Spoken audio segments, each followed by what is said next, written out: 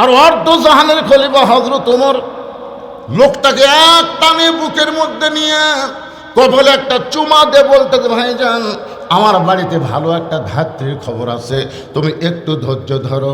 এই কথা বলে হযরত ওমর এক দৌড়ে দিয়ে দরজায় ডাকতেছে আব্দুল্লাহর মা। যে আব্দুল্লাহর মা কইছে সঙ্গে সঙ্গে ওমর ফারুকের বউ দরজা খুলে দেয়।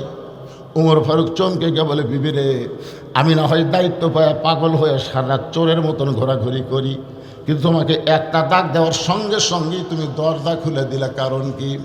বউ মুসকি মুসকি হাসি আর বলে, স্বামী গো, আপনি যেদিন থেকে মানুষের দুঃখ কষ্ট দেখার জন্যে রাতের বেলা ঘুরতেছেন, আমি সেদিন থেকে বিছনায় ঘুমাই না। আমি সারা রাত দরজায় দাঁড়িয়ে দাঁড়িয়ে আল্লাহর কাছে আপনার নিরাপত্তার জন্যে দোয়া করি। ওমর ফারুক একটানে বউকে নিয়ে কপালে একটা চুমা দিয়ে বললেন, বিবি রে, তোমাদের মতন বউ যাদের ঘরে থাকবে সেই মানুষ কোনোদিন খারাপ নেতা হতে পারবে? কথা কন না, কেন পারবে? তাহলে নেতা ভালো হবার গেলে বউ ভালো হওয়া লাগবে। ওমর ফারুক বললেন, আব্দুল্লাহর মা, জান্নাতে যদি যাবার চাও, তুমি কি জান্নাতে যাবার চাও? আব্দুল্লাহর মা বলতে, সবসময় দোয়া করি, আল্লাহুম্মা ইন্না নাসআলুকাল জান্নাতা ওয়া নাউযু বিকা মিনান নার। আপনারা দোয়া পড়বেন না? রমজান মাসে পড়বেন না? ওমর ফারুক বইয়ের হাত ধরে ঝাঁকিতে বললেন, দোয়া করলে হবে না, সবসময় দোয়া জান্নাতের জন্য দোয়া করলে হবে না, দাওয়া লাগবে, দাওয়া। বউ বলতেছে দোয়া করলে হবে না, দাওয়া লাগবে, তার মানে? ওমর ফারুক বলতেছে, কে রে পাগলি, এই দুই হাত খালি দোয়া করার জন্যই, এই দুই হাত দিয়ে আর কিছু কাজ করা যাবে না? অনেক বছর আগে ড্রাইভার আমাকে গেটে নামাতে বলতেছে, হুজুর আপনি এখন বাসার যান, গাড়ি আমি গ্যারেজ করি। আমি গেট যেই খুলছি 4-5টা কুত্তা আমাকে ধরছে। সেদিন আমার গায়ে কালো পাঞ্জাবি ছিল, কুত্তা খাম খাম করে আমাকে ধরলো। আমি আয়াতুল কুরসি বই, কুত্তা লড়ে না। আমি দোয়ায় কুনুত পড়ি, কুত্তা সরে না। আমি দোয়া ইনুস পড়ি, কুত্তা মনে হয় কামড় মারবে। আমি শেষে দেখলাম শেষ অস্ত্র হচ্ছে ইন্নাহুম ইয়াকিদুনা কাইদাও ওয়া আকিদু কাইদা। আয়াতটা যখন পড়ছি ভাই, এক কুত্তা এসে মারলো কামড়। ভালো ভাগ্যে আমার জুব্বা লেয়াল পাইছিল, পিছলে কামড়টা আমার গাঁত লাগলে জুব্বাত লাগিয়েছে। আমি কইলাম, কেন এত দোয়া দরুদ, তাও কুত্তা কামড় দেয়? তখন আমার ইমান হাত বলতেছে, হুজুর তোমার মুখত খালি দোয়া আছে, হাতত লাঠি নাই। খালি লাঠি থাকলে এত দোয়া লাগে? এক কুত্তের পাশাত বাড়ি মারলে বাকি 3টে এমনি দৌড় মারবে। জোরে কোন কথা ঠিক না? বাংলাদেশের মানুষ খালি দোয়া দিয়ে বাংলাদেশকে ভালো করতে পারবেন না। এ দেশকে সাইজ করতে গেলে দোয়ার সঙ্গে লাঠিও লাগবে। জোরে কোন কথা ঠিক না? এই দুই হাত খালি দোয়ার জন্যই নাকি? ওমর ফারুক বললেন, বিবি শুধু দোয়া দিয়ে জান্নাতে যাওয়া যাবে না। বউ বলে, তাহলে কি করা লাগবে? বলে, এই অস্ত্রগুলো নাও।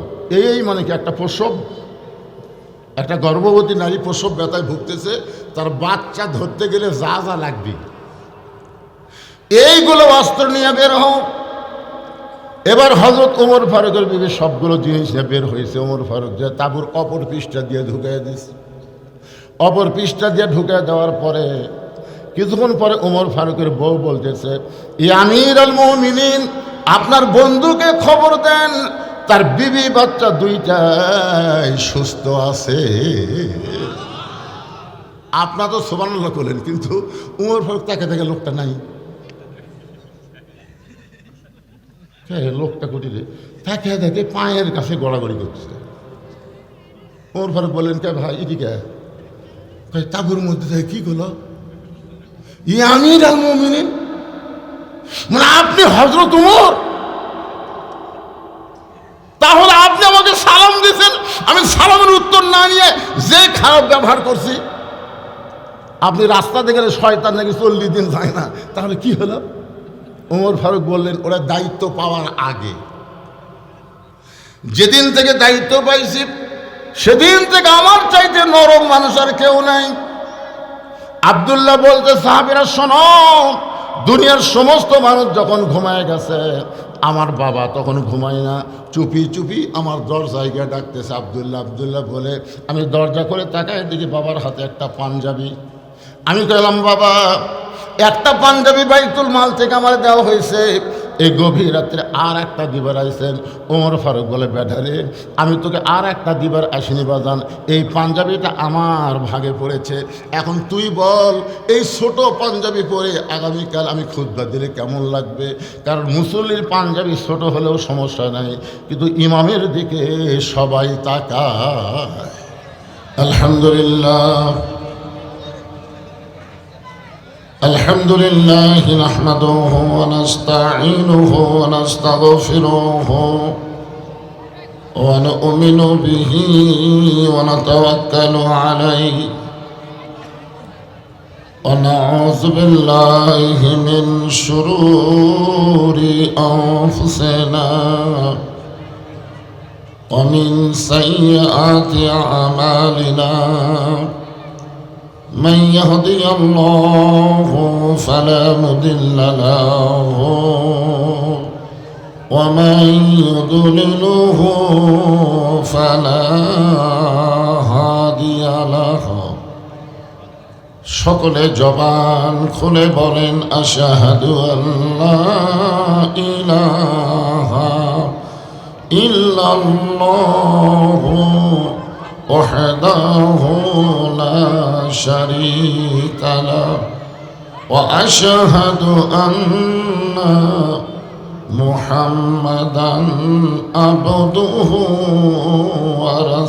ورسوله الذي أرسل رسوله بالحق بشيرا ونذيرا وداعيا إلى الله بإذنه وسراجا منيرا فقد قال الله تعالى في كلامه المجيد والفرقان الحميد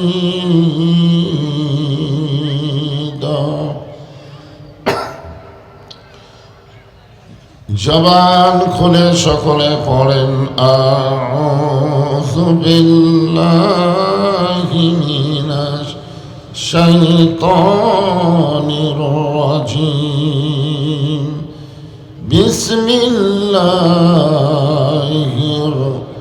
রহমানির রহিম ওয়াল আসরি ইন্নাল ইনসানা লাফি খুসর إلا الذين آمنوا وعملوا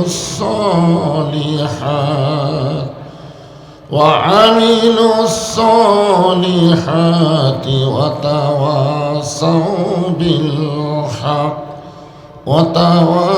وتواصوا بالصبر إن الله وملائكته يصلون على النبي يا أيها الذين آمنوا صلوا عليه وسلموا تسليما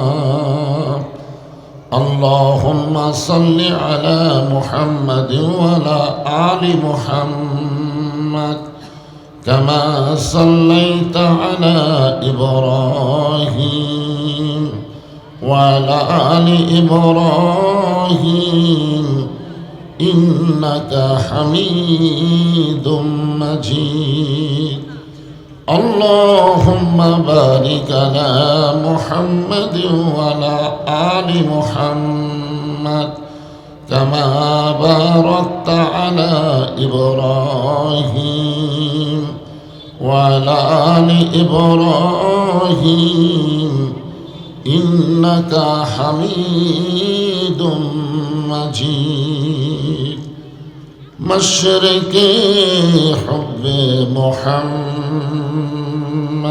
সকলে বলি সাল্লাল্লাহু আলাইহি मतलाए दीवानी माँ मतलाए खुर्शीद इश्कास सीनाए सुजानी माँ बलागल उला बिकमालिही कशाफत दुजा बिजमालिही हसनत जमीओ खसालिही सल्लो अलैहि व आलिहि अल्लाहुम्मा आमीन। জান্নাতের বাগান থেকে জান্নাতি মানুষদেরকে নিয়ে আমি গুনাহগার তোমার রহমতের দরজায় দোখানা হাত তুলেছি আল্লাহ। হাসরের ময়দানে জাব্বার আর কাহার নামে রূপ নিয়া তুমি যখন বিচার শুরু করবে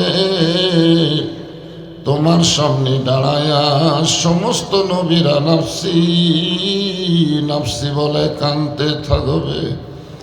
এমন কঠিন অবস্থা হাসরে হবে, সেদিন সমস্ত নবী তার উম্মতকে ভুলে যাবে, শুধু বলবে আল্লাহ আমার কি হবে, আমার কি হবে। একমাত্র দরদি নবী শাফাতের কান্ডারি ইয়া রব্বি হাবলি উম্মতি বলে সেজদায় পড়ে যাবে। সেই কঠিন মুসিবতের সময় আজকের এই মাহফিলকে ওসিলা করে আমাদের সবাইকে রাসূলের উম্মতের কাতারে আল্লাহ কবুল করে নিও। সুবহান রাব্বিকা রাব্বিল ইজ্জাতি আম্মা ইয়াসিফুন ওয়া সালামুন আলাল মুরসালিন আলহামদুলিল্লাহি রাব্বিল আলামিন। লা ইলাহা ইল্লাল্লাহ। মাইকের সাউন্ড একটু কমে দাও। লা ইলাহা ইল্লাল্লাহ, লা ইলাহা ইল্লাল্লাহ, লা ইলাহা ইল্লাল্লাহ, লা ইলাহা ইল্লাল্লাহ।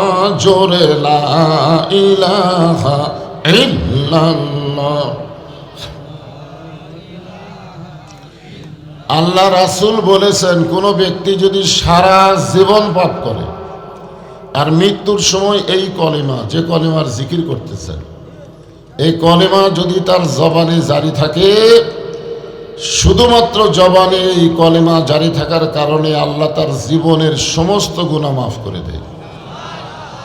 বাবা আদম আলাইহিস সালাম থেকে আমাদের নবী পর্যন্ত সমস্ত নবীরা একই কলেমার জিকির করছেন। এই কলেমার জিকির করতে আমাদের কোনো আপত্তি আছে? তাহলে সকলে মহব্বতে লা ইলাহা ইল্লাল্লাহ, লা ইলাহা। যার দিলে আছে আমার আল্লাহর ভয়, যার মনে আছে আল্লাহর ভয়, আল্লাহ আল্লাহ সব সময়। আহার নিদ্রা ভালো লাগে না এই দুনিয়া, ভালো লাগে না, ভালো লাগে শুধু আল্লাহ। লা ইলাহা ইল্লাল্লাহ, লা ইলাহা। মরণের কালে বুঝিতে পারিবা, কবরে গেলে বুঝিতে পারিবা, এই কলেমার কত গুণ, লা ইলাহা ইল্লাল্লাহ বলো রে মুমিনগণ, লা ইলাহা লা ইলাহা ইল্লাল্লাহ মুহাম্মাদুর রাসূলুল্লাহ।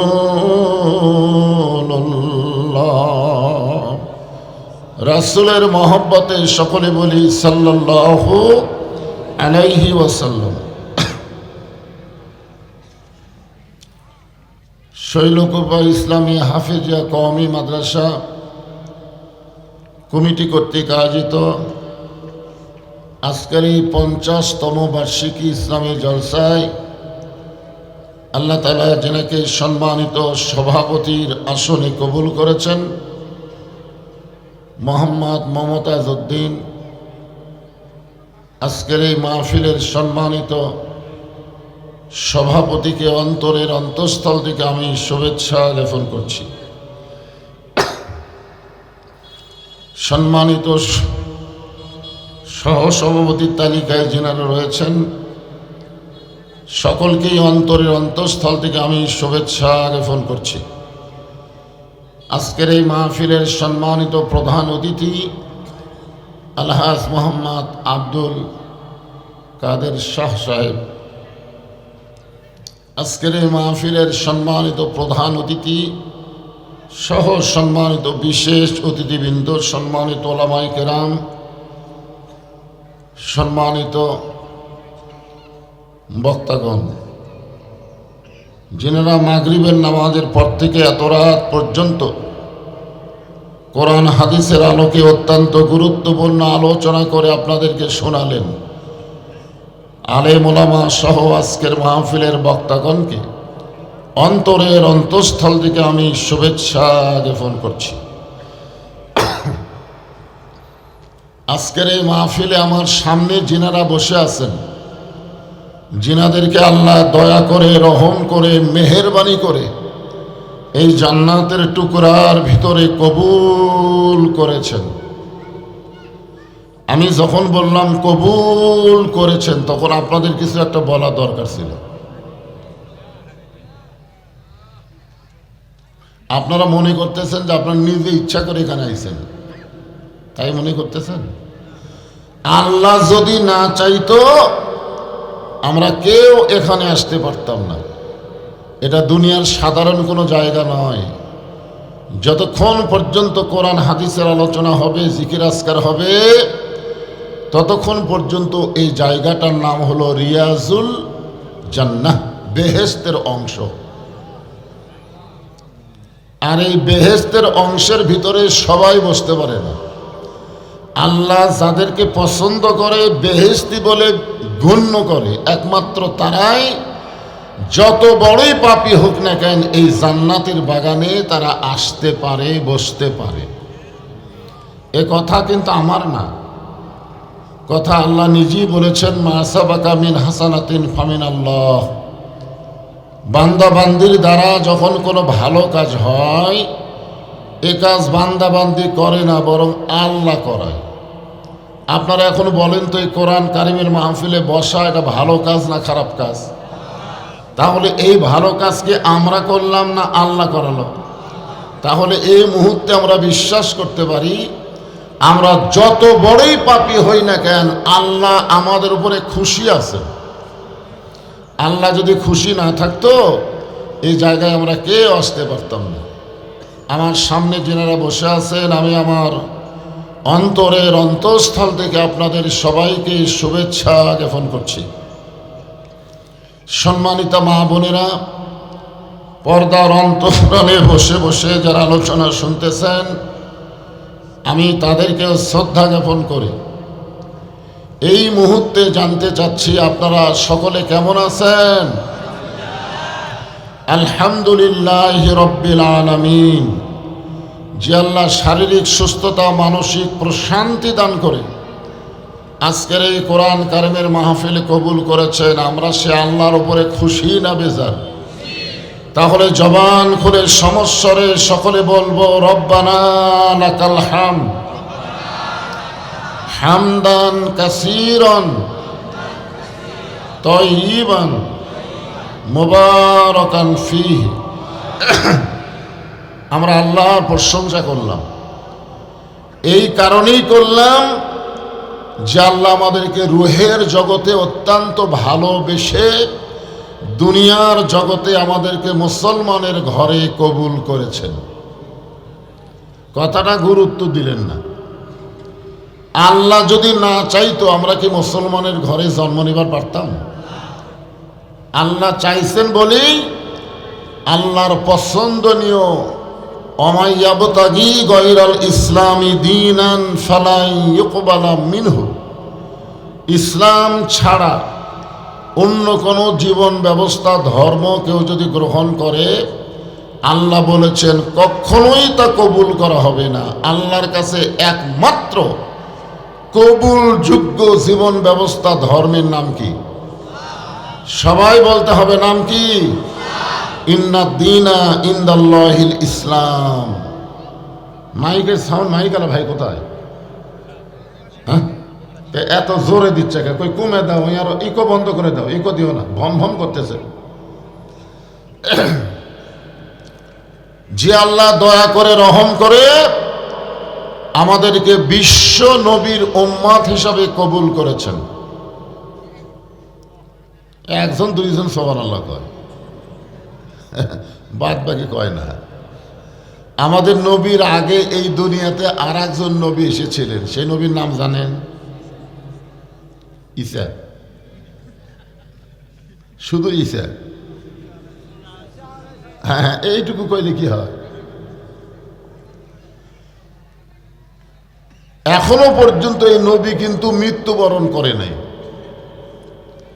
আমাদের নবীর আগে দুনিয়াতে এসেছিলেন 500 বছর আগে। কত বছর আগে? 500 বছর আগে এসেছিলেন, কিন্তু এখন পর্যন্ত তিনি মৃত্যুবরণ করেন নাই। তিনাকে আল্লাহ তাআলা চতুর্থ আসমানে, কত আসমানে? চতুর্থ আসমানে জীবিত রেখেছেন।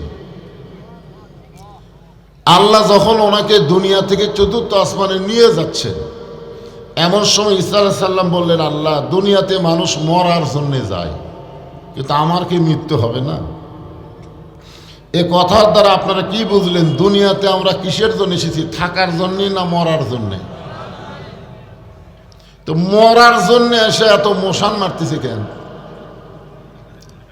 হাইরে এক এক ধরনের মশান ভাই, আমাকে চিনিস? আমার দল খালি ক্ষমতাত গেলেই তো সাইজ করবো। আমাদের বগুড়ার কাহালো এলাকায় শুরু হয়ে গেছে, না জানি 12 তারিখ কি হয়। এখন থেকে এক একজনের মশান কি চিনিস? খালি আমার দল ক্ষমতাত গেলেই তো সাইজ করবো। আপনারা বলেন তো, যেই ব্যক্তি বলবে আমার দল ক্ষমতায় গেলে তোকে সাইজ করব, ওই কি মুসলমান না মুশরিক? কারণ কোন দল কোনো সময় ক্ষমতায় যায় না, সব সময় যিনি ক্ষমতায় থাকে তিনি হলেন আমাদের আল্লাহ। যিনি বলেন তিনি কে? ঈসা আলাইহিস সালাম বললেন, আল্লাহ, দুনিয়াতে মানুষ মরার জন্য যায়, কিন্তু আমার তো মৃত্যু হলো না। আল্লাহ বললেন, তোমারও মৃত্যু হবে। ঈসা আলাইহিস সালাম বললেন, আল্লাহ, আমার মৃত্যু কি চতুর্থ আসমানে হবে? আল্লাহ বললেন, না, তোমার মৃত্যু দুনিয়াতেই হবে। ঈসা আলাইহিস সালাম বললেন, আল্লাহ, আবার কবে করে আপনি আমাকে দুনিয়াতে প্রেরণ করবেন? কবে নবী করে আবার দুনিয়াতে প্রেরণ করবেন? আল্লাহ বলতেছেন, নবী করে আর প্রেরণ করা হবে না, তোমাকে বিশ্ব নবীর উম্মত করে দুনিয়াতে প্রেরণ করা হবে। আপনারা খালি সুবহানাল্লাহ বলেন। আর ঈসা আলাইহিস সালাম এই খবর শোনার সাথে সাথে এক নিয়তে 4 রাকাত শুকরিয়া তার নামাজ আদায় করেছে। তো আল্লাহ বললেন, ঈসা, বিশ্বনবীর উম্মত করে তোমাকে দুনিয়াতে প্রেরণ করা হবে, তুমি শুকরিয়া তার নামাজ পড়লে কেন? ঈসা বলতেছে, আল্লাহ, আপনি তো সবই জানেন, জানার পরেও যখন শুনতে চান তাহলে শোনেন। আমাকে নবী করে দুনিয়াতে প্রেরণ করেছিলেন, আমি তত খুশি হতে পারিনি যত খুশি হয়েছি বিশ্বনবীর উম্মত করে দুনিয়াতে প্রেরণ করবেন। এইটা শুনেই আমি 4 রাকাত শুকরিয়া তার নামাজ আদায় করেছি। একজন নবী আমাদের নবীর উম্মত হওয়ার কথা শুনে যদি এত খুশি হয়, আর আমরা সেই নবীর উম্মত, কি খুশি নাই তো? মনে হয় বেতার বেতার ভাব। এই জন্য আমার সঙ্গে সবাই বলবেন, নবী না হয়ে দুনিয়ার, না হয়ে ফেরেশতা আল্লাহর, হয়েছি উম্মত আপনার, তার তরে শুকুর। 1000 বার। যে সময় গজল লেখছে তখন 1000-এর পরে মানুষ হিসাবই জানত না। সেই সময় মানুষ 20 হিসাব করতো, 1 কোটি 2 কোটি, 20 মানে 20। আমার দাদি তো জীবনে 100 বুঝেইনি, 1 কোটি 2 কোটি। সেই সময় 1000 ছিল সবচাইতে বেশি। তো বর্তমান বাংলাদেশে 1000-এর কোনো খাওয়া আছে? তার আপনারা তালত বললেন 1000 বার, তার মানে আগের ডাই খাওয়া লাগবে। হিসাব না জানলে আগের ডাই কর। আর যদি হিসাব জানেন তাহলে 1000-এর বেশি অন্য কিছু আছে। তার তরে শুকুর কোটিবার, সবাই বলবেন তার তরে শুকুর কোটিবার আলহামদুলিল্লাহ। আমাদের ভাগ্য কত ভালো। যদি আমরা আটকে যাই দুনিয়াতে, না দুনিয়ার এলা বিচার হলো 1000 বিচার, তার জোরে খান কথা ঠিক কিনা? হাসিনার সময় তো বিচারই হয়নি। এখন ইউনূসের সময় দেখতেছেন এক দলক নেতা খালি মিলিটারি দিয়ে পুলিশ দিয়ে পাওরা দিচ্ছে, আর এক দলের নেতারা একলা একলা ঘুরতেছে। জোরে খান কথা ঠিক কিনা? এইগুলা কোনো বিচার? এগুলোর নাম হলো অবিচার। জোরে খান কি? অবিচার। বিচার আসল জায়গায় হবে, যেই বিচারকে বলা হয় শেষ বিচার। জোরে বলেন কি বিচার? একটা গান আছে, আছেন আমার মুক্তার, আছেন আমার ব্যারিস্টার, শেষ বিচারের হাইকোর্টেতে তিনি আমায় করবেন পার, আমি পাপী তিনি জামিনদার। আল্লাহ যখন হাকিম হইয়া আমাদেরকে আসামি বানায় বিচার শুরু করবেন, ওই সময় আমাদের নবী উকিল হয়ে ব্যারিস্টার হয়ে আল্লাহর কাছে আমাদের পক্ষে ওকালতি করে আমাদেরকে সুপারিশ করে জান্নাতে পৌঁছায় দিবে। এমন একজন নবীর উম্মত হওয়াতে আপনারা খুশি না বেজার? খালি খুশি মুখে মুখে হলে হবে না তো। আল্লাহ বলেছেন, কুল, হে রাসূল আপনি বলেন, ইন কুনতুম তুহিব্বুন আল্লাহ ফাত্তাবিউনি ইউহিব্বুকুমুল্লাহ। হে রাসূল আপনি বলেন, কেউ যদি আমি আল্লাহর গোলামি করতে চায়, আমাকে ভালোবাসতে চায়, আমার ভালোবাসা পাওয়ার চায়, তাহলে তাকে একটা মাত্র কাজ করা লাগবে। কয়টা? সেই কাজটা হলো ফাত্তাবিউনি, আপনাকে ইত্তেবা করা লাগবে, আপনাকে অনুসরণ করা লাগবে। আপনাকে যারা ইত্তেবা অনুসরণ করবে, ইউহিব্বুকুমুল্লাহ, আমি আল্লাহ তাদেরকে মহব্বত করে ইয়াগফির লাকুম যুনুবাকুম, জীবনের সমস্ত গুনাহ মাফ করে দিব। এখন বলেন তো সেই নবীর ইত্তেবা কিভাবে করবেন? সে নবীকে অনুসরণ করবার গেলে নিয়ম আছে না নাই? দরকার আছে না নাই? হ্যাঁ, আল্লাহ নবীর 63 বছরের জীবনের 23 বছর আমাদের খুবই খেয়াল করা লাগবে। কয় বছর? 23 বছরে মক্কা হলো 13, মদিনা হলো 10। মক্কার কত? 13 আর মদিনার হলো 10। এখন মক্কার 13 নিয়ে যদি বক্তারা ওয়াজ করে, মানুষ খুব একটা রাগ করে না। কিন্তু ওই মদিনার 10 বছর নিয়ে যদি কথা বলবার চায়, তখন অনেকে হুজুর আবার কি শুরু করলো। এখন আপনারা বলেন, নবীর 13 মানবেন, 10 মানবেন না, এটা কি নবী ইত্তেবা হলো? কথা বলেন, হলো? আল্লাহ কোরআনে বলেন, কুনতুম খায়রা উম্মাতিন উখরিজাত লিন-নাস তা'মুরুনা বিল মা'রুফি ওয়া তানহাউনা আনিল মুনকার। আমাদেরকে আল্লাহ তাআলা শ্রেষ্ঠ উম্মত করে বের করেছে। জোরে কান সুবহানাল্লাহ। আমাদের নবী কি দুই একজন কয় রে বারে? শ্রেষ্ঠ নবীর উম্মত কি ছোট উম্মত হবি না শ্রেষ্ঠ উম্মত? খায়রা উম্মত, সবচাইতে ভালো শ্রেষ্ঠ উম্মত করে বের করা হয়েছে। আমাদের দুটা কাম করা লাগবে উম্মত যদি শ্রেষ্ঠ হবার চাই। এক নম্বর কাজ হলো সৎ কাজে আদেশ করা লাগবে, অসৎ কাজে বাধা দেওয়া লাগবে। আজকে প্রধান অতিথি কি বলল?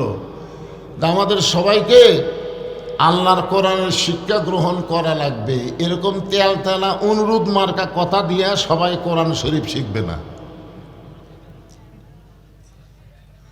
বাংলাদেশে সরকারি প্রাথমিক বিদ্যালয় আছে, 90% মুসলমানের দেশে সরকারি হাফেজি মাদ্রাসা নাই। কথা কন না কেন? কথা কন না কেন? যেই প্রাইমারিতে একদম বাগদম ঘোলাডম সাজে ঢাক ঢোলক ঝাঁদর বাজে, খাড়া হয়ে পেশাব করে, ছাত্র করে, শিক্ষকও করে, সেই স্কুলে সরকার মাস গেলে হাজার হাজার টাকা দেয়, লাখ লাখ টাকা দেয় প্রত্যেক স্কুলে। আর এই মাদ্রাসা 90% মুসলমানের কোরআনের মাদ্রাসাকে মানুষের কাছে হাত পাতায়া চায়া চায়া চলাতে হয়। যতদিন পর্যন্ত আলেমদের হাত উপরে না যাবে ততদিন পর্যন্ত এই কোরআনের কোনো মূল্যায়ন বাংলার জমিনে হবে না। জোরে কোন কথা ঠিক? এজন্য সৎ কাজে আদেশ করা লাগবে বাজান। এখন নিজের বাপই বেটাকে আদেশ করা পারে না। এই জন্য রাসূল কইছে 7 বছর থেকে তালিম দাও, 10 বছর থেকে জোর করে নামাজ ধরাও। 7 বছর থেকে তালিম দেয়নি, 10 বছরে নামাজের কথা কয়নি। এখন 20 বছর বয়সে ফজরের আযান দিলে বাপ মসজিদে যায় আর বেটা কম্বলের মধ্যে 2.5 হাত হয়। আগে আসলো 3.5 হাত, আযান শোনা হচ্ছে 2.5 হাত। কথা বুঝতে পারেন না? কম্বল মাথার উপর তুলে দিয়েছে, পাও টানা বুকের কাছে নিছে, জানলা দিয়ে বাপ তাকায় দেখে পাও নাই মাথাও নাই, বেটা গেল কোন জায়গায়। বাপ যদি সাহস করে ঘরের মধ্যে ঢুকে ল্যাপ টান দেয় তাহলে দেখবে কম্বলের তলে ল্যাপের তলে বেটার সাইজ আর সকালবেলা সাইড টিপে কুত্তার সাইজ একই সাইজ। তাহলে আপনি বাবা নামাজি হবেন, আপনার বেটা কুত্তার মতন সাইজ হয়ে ঘুম পাড়বে, আর আপনি জান্নাত যাবেন। এই ধান্দা আপনি পাইলেন কোথায়? কি মনে করছেন? হ্যাঁ, সৎ কাজের আদেশ, অসৎ কাজের বাধা যদি আমরা দিবার চাই তাহলে এই কোরআনকে শুধুমাত্র কোরআনের মঞ্চে, কোরআনের মাদ্রাসায়, আল্লাহর ঘর মসজিদে রাখলে হবে না, এইটাকে জাগা মতো নিয়ে যাওয়া লাগবে।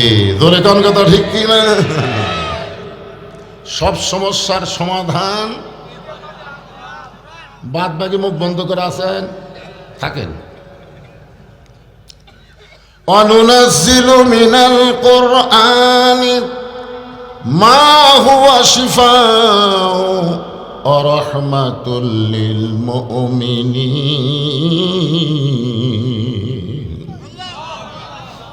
এই আয়াতের বাংলা অর্থ হলো সব সমস্যার সমাধান মুমিনদের জন্য দিতে পারে আল কোরআন, সবার জন্য না। রহমাতুল লিল মুমিনিন, মুমিনিন শব্দটা এখানে উল্লেখ করেছে।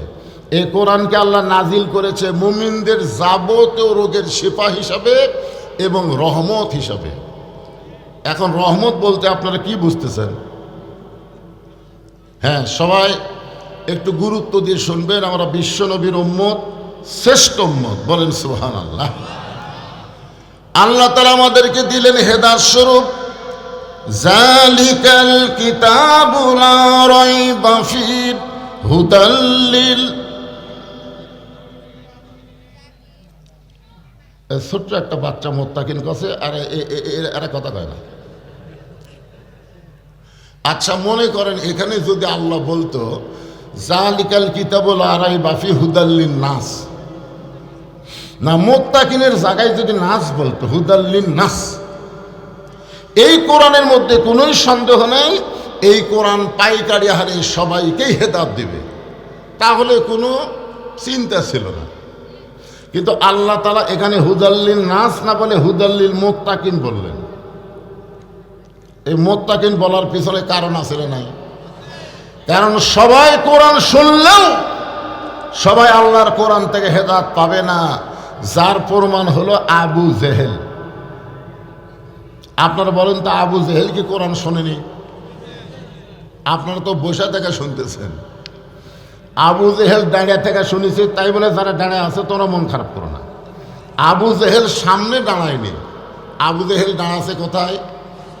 পিছনে। আলোতে না অন্ধকারে? হ্যাঁ, অন্ধকারে চোরের মতন চুপি চুপি সারা রাত কোরআন তেলাওয়াত শুনে সকালবেলা গিয়া মিটিংয়ের মধ্যে মুখ ফসকে বলে ফেলেছে, এত সুন্দর কোরআনের বাণী রাতটা কোন দিক দিয়ে গেল আমি বুঝবারই পারিনি। সবাই সুবহানাল্লাহ। কোরআনের পক্ষে আবু জেহেল তারিফ করতেছে না যে এত সুন্দর কোরআনের বাণী রাতটা কোন দিক দিয়ে গেল আমি বুঝবারই পারিনি। তা আবু সুফিয়ান বলে নেতা, যেই কোরআন শুনতে সারা রাত কোন দিক দিয়ে যায় বোঝা যায় না, সেই কোরআন ধরলে অসুবিধা কি? ধরলে আপনারা বলেন তো, এখানে যত মানুষ আপনার বসে আছেন মনে কষ্ট নিয়েন না, আপনারা কি সবাই এই কোরআন এখন পর্যন্ত ধরবার পারছেন? এই কোরআন ধরবার গেলেও ঠেলা আছে। এখন যদি বলি ভাই আসেন ধরেন তো, এক মাহফিলে 103 জন না 4 জন মিলে প্রতি বছর একটা তাফসির মাহফিল করে। এতগুলা যুবক মিলে একটা তাফসির মাহফিল করে। আমি ট্রেজের উপর যাই দেখি কোরআন শরীফ নাই। তাই বললাম ভাই আজকের মাহফিল কমিটির সভাপতিকে, দৌড়ে আসলো হুজুর আমি সভাপতি, তো একটা কোরআন শরীফ লাগবে তুমি নিয়ে এসে দাও তো। কিছুক্ষণ পরে দেখলাম কোরআন শরীফ একটা ঠিকই আসলো, কিন্তু নিয়ে আসলো মসজিদের মুয়াজ্জিন। কে নিয়ে আসলো? মুয়াজ্জিন সাহেব নিয়ে আসলো। ওয়াজ শেষ করার পরে ওই কমিটির যুবকের আমাকে বলতেছে হুজুর আগামী বছরের ডেট দিয়ে দেন। এমন তারিখ পরে হবে। সভাপতি কোথায়? ওর সামনে এসে বলতেছে এই যে হুজুর আমি। তো তোমার কোরআন শরীফ আনবার বললাম, মুয়াজ্জিন আনলো কেন? তখন মুয়াজ্জিন সাহেব বলতেছে হুজুর ও আমাকে এসে বলতেছে আমার যে শরীর ঠিক নেই, তো হুজুর আমার কোরআন শরীফ আনবার করলো, আমি তো পারতেছি না ভাই তুই লিয়া যা। তাহলে চিন্তা করেন একটা তাফসির মাহফিলের কমিটির সভাপতিরই শরীর ঠিক নেই, তাহলে এই কোরআন শরীফ কি সবাই ধরতে পারবে? আবু সুফিয়ান বলে নেতা, যেই কোরআন শুনতে সারা রাত চলে যায় বোঝা যায় না, এই কোরআন ধরলে অসুবিধা কি? আবু জেহেল বলতে যে কোরআন ধরলে অসুবিধা কি? যদি শুনবার চাস তুই আমার কাছে আয়। যে কাছে গেছে কানের কাছে মুখলে বলতেছে এই কোরআন যদি ধরি তাহলে তোর আমার ভুয়া নেতৃত্ব চলবি না। আজকেই বাংলাদেশে আবু জেহেলের মতন যারা ভুয়া নেতৃত্ব দিবার চায় তারাই আল্লাহর কোরআনের আইনের বিরুদ্ধচারণ করে। জোরে কান কথা ঠিক কিনা? এরা মানুষের তৈরি সংবিধান মানবে, মানুষের তৈরি আইন মানবে, আর মুসলমান বলে দাবি করবে, আর মরার সময় মুসলমান হয়ে মরবে। ইয়ার কি মারতিছে? বর্তমানে অধিকাংশ মুসলমান মুনাফিক হয়ে মারা যাচ্ছে। অধিকাংশ মুসলমান শুধুমাত্র কোরআনের ওয়াজ আছে কিন্তু কোরআনের রাষ্ট্র নাই, কোরআনের সমাজ নাই। আমার কথা কি বুঝতে পারলেন? এই কোরআন খালি শুনলে হবে না, কোরআন একটু ধরা দরকার। আরে বাবা ধরার মধ্যে সবই আছে তো। আপনি কি মাছ ধরবেন ছাড়ে দেওয়ার জন্যে? এই না, একজন বলতে ধরলে হবে না, মানাও লাগবে। এই ধরা মানে কোন ধরা? না না, এই ধরা এই যে ধরবি সেটা এমনি এমনি ধরবি। আপনাকে একটা যুক্তি দিলাম, আপনি পুকুরে একটা মাছ ধরলেন এটাকে ছাড়ে দেওয়ার জন্যে। হ্যাঁ, একটু মনোযোগ দিয়ে শুনবেন। আমি ছোট্ট একটা সূরা আসর আপনাদের সামনে আজকে আলোচনা করব। তার আগ দিয়ে আমি এই কোরআন সম্পর্কে আপনাদের বলতেছি। এই কোরআন থেকে হেদায়েত নিতে গেলে কি হওয়া লাগবে? মুত্তাকি হতে হবে। জোরে কান কি হতে হবে? মুত্তাকি বান্দা বান্দি যারা আল্লাহর কোরআন থেকে হেদায়েত পাবে তারা। এখন বলেন তো মুত্তাকির 1 নম্বর বৈশিষ্ট্য কি? হ্যাঁ, আমি আমি আগে কন না, আগে আমার তো শোনেন, এক একজন এক একটা কয়। মুত্তাকির 1 নম্বর বৈশিষ্ট্য হলো আল্লাযীনা ইউমিনুনা বিল গায়ব। 1 নম্বর বৈশিষ্ট্য হলো অদৃশ্যের প্রতি বিশ্বাস স্থাপন করা। আমাদের বাংলাদেশে অনেক নামাজি আছে কিন্তু মুত্তাকি না। আসরের নামাজ পড়ে জমির ধান দেখবার গেছে। কি দেখবার গেছে? ধান দেখবার যায় দেখে ওপর জমির পানি চলমল করতেছে, নিচে আর জমির পানি নেই। ওপর জমির পানি কি চলমল করতেছে, নিচে আর জমির পানি নেই। ওই তখন চারিদিকে তাকাছে, এভাবে চারিদিকে তাকায় দেখে কেউ নাই। ওই আস্তে করে বসে বিসমিল্লাহ কইয়া জমির আল কাটছে। জোরে কান কি কইয়া? আমাদের বাংলাদেশে অনেক নেতারা কিন্তু মঞ্চে এসে প্রথম কি কয়? বিসমিল্লাহির রহমানির রহিম কয় কি কয় না? বিসমিল্লাহির রহমানির রহিম বলার পরে মানুষের সংবিধান, মানুষের আইনের কথা বলা হলো কুফরি।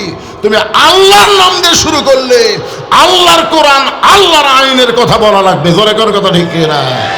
তোমার মুখে থাকবে বিসমিল্লাহ আর জমির আল কাটটা।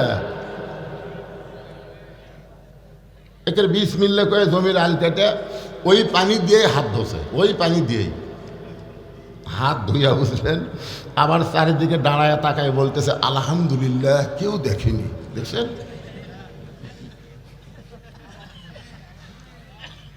সুদের টাকার গোস্ত, ঘুষের টাকার মাছ। বিসমিল্লাহ কয়ে শুরু করে দোয়া দরুদ সবই পড়ছে, আবার খাওয়া হয় আলহামদুলিল্লাহ।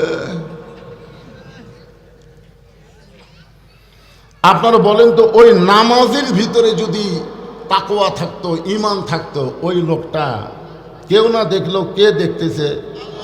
আরো জোরে জোরসে বলেন। তোমার 2 কান্দে 2 মোহরি, লিখিতেছেন ডায়েরি, দলিল দেখে রায় দিবে, টাকা পয়সার নাই কারবার। এ মুরব্বীর কি হলো রে ভাই? এই এখন উঠে রে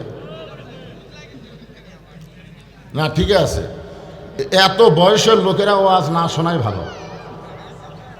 আমি এই জন্যই বলতেছি, শোনেন, এই শোনেন, আমার মতন এরকম বয়স নিয়ে, আমার ভাইয়ের মতন বয়স নিয়ে যখন আমরা আল্লাহর কাছে দাঁড়াবো, বুঝলেন, তখন আল্লাহ বলবে তোমার বুড়া বয়সের কোনো হিসাব আমি চাই না, তোমার শৈশব কালেরও কোনো হিসাব দেওয়া লাগবে না, খালি যৌবন কালের হিসাব দিয়ে জান্নাত হচ্ছে। কোন কাল? আরো জোরে কোন কাল? এখন আমাদের বাংলাদেশের অবস্থা কি? যখন হচ্ছে চামড়া ঢিল, আল্লাহর সাথে দিছে মিল। যৌবন কালে মসজিদ দেখা যায় নাই, বুড়া কালে সিয়াইলে মসজিদ গেছে। মানে এখন ঠিক মতো আর বসবারও পারে না, উঠবারও পারে না। এখন লাতিক কছে যে সামনে কাতারে সব বেশি, তুই সিয়ারটা সামনে কাতার থুই আসি যা। এখন ওই দাদার কথা মতো লাতি সামনে কাতার সিয়ার থসে। মসজিদের ইমাম সাহেব দেখতেছে সিয়ার যে বসা নামাজ পড়বি ওই আবার তালুকদার, মসজিদের জায়গা ওর বাপ দিছে। এখন কি করবে? এখন তো আপনারা বলেন তো, যেই কাতারে সিয়ার থাকবে ওই কাতারে 27 গুণ সওয়াব হবে। এ কথা বল না কেন? 27 গুণ সওয়াব হবে? 27 গুণ সওয়াব নিতে গেলে কাতার সোজা করা লাগবে, কাতার হেঁকা বেঁকা করা যাবে না। আর যেই কাতারে সিয়ার থাকে ওই পায়ে, ওই কাতারের পায়ের গোড়ালি কোনোদিন সোজা হয় না। কথা কন না কেন? তোর যৌবনকাল কি করছো? এই জন্যে যেই কাতারে সিয়ার থাকবে ওই কাতারে আপনারা 1 গুণ সওয়াব পাবেন, কিন্তু 27 গুণ পাবেন না। পাবার যদি চান সিয়ার আস্তে করে দ্বিতীয় কাতার দেন। দ্বিতীয় কাতারের লোকেরা যদি মনে করে আমরাও 27 গুণ চাই, তাহলে তৃতীয় কাতার দেন। তৃতীয় কাতারের লোক কয় আমরাও 27 গুণ সওয়াব চাই, চতুর্থ কাতারে দেন। এক সময় দেখবেন একটা চেয়ারও মসজিদে নাই, সব বারান্দা এতিমের মতন পড়ে আছে। জোরে করে কথা ঠিক কিনা? সরকারি চাকরি করতে যেরকম একটা বয়স লাগে, নামাজ পড়তে গেলে রুকু সেজদা ঠিক মতো করবার গেলে যৌবনের দরকার আছে না নাই? জোরে করে আছে না নাই? এই জন্য কখন থেকে নামাজ, কখন থেকে 7 বছর থেকে তালিম দেন, আর 10 বছর থেকে জোর করে ধরান। কিন্তু 10 বছরে কিছুই কয়নি, 20 বছরে বেটা কয় সবা মসজিদে যাই, বেটা খালি চোখ লাল করে তাকায়। এখন কি করবেন? ঘাট ধরবেন? ঘাট ধরলে বুড়া কি বৃদ্ধাশ্রমে থেকে আসবে, যে তোর মতন বুড়া বাড়ির থাকার দরকার নাই। একটু মনোযোগ দিয়ে শুনবেন। মুত্তাকির 1 নম্বর বৈশিষ্ট্য হলো আল্লাযীনা ইউমিনুনা বিল গায়ব, অদৃশ্যের প্রতি বিশ্বাস স্থাপন করা লাগবে।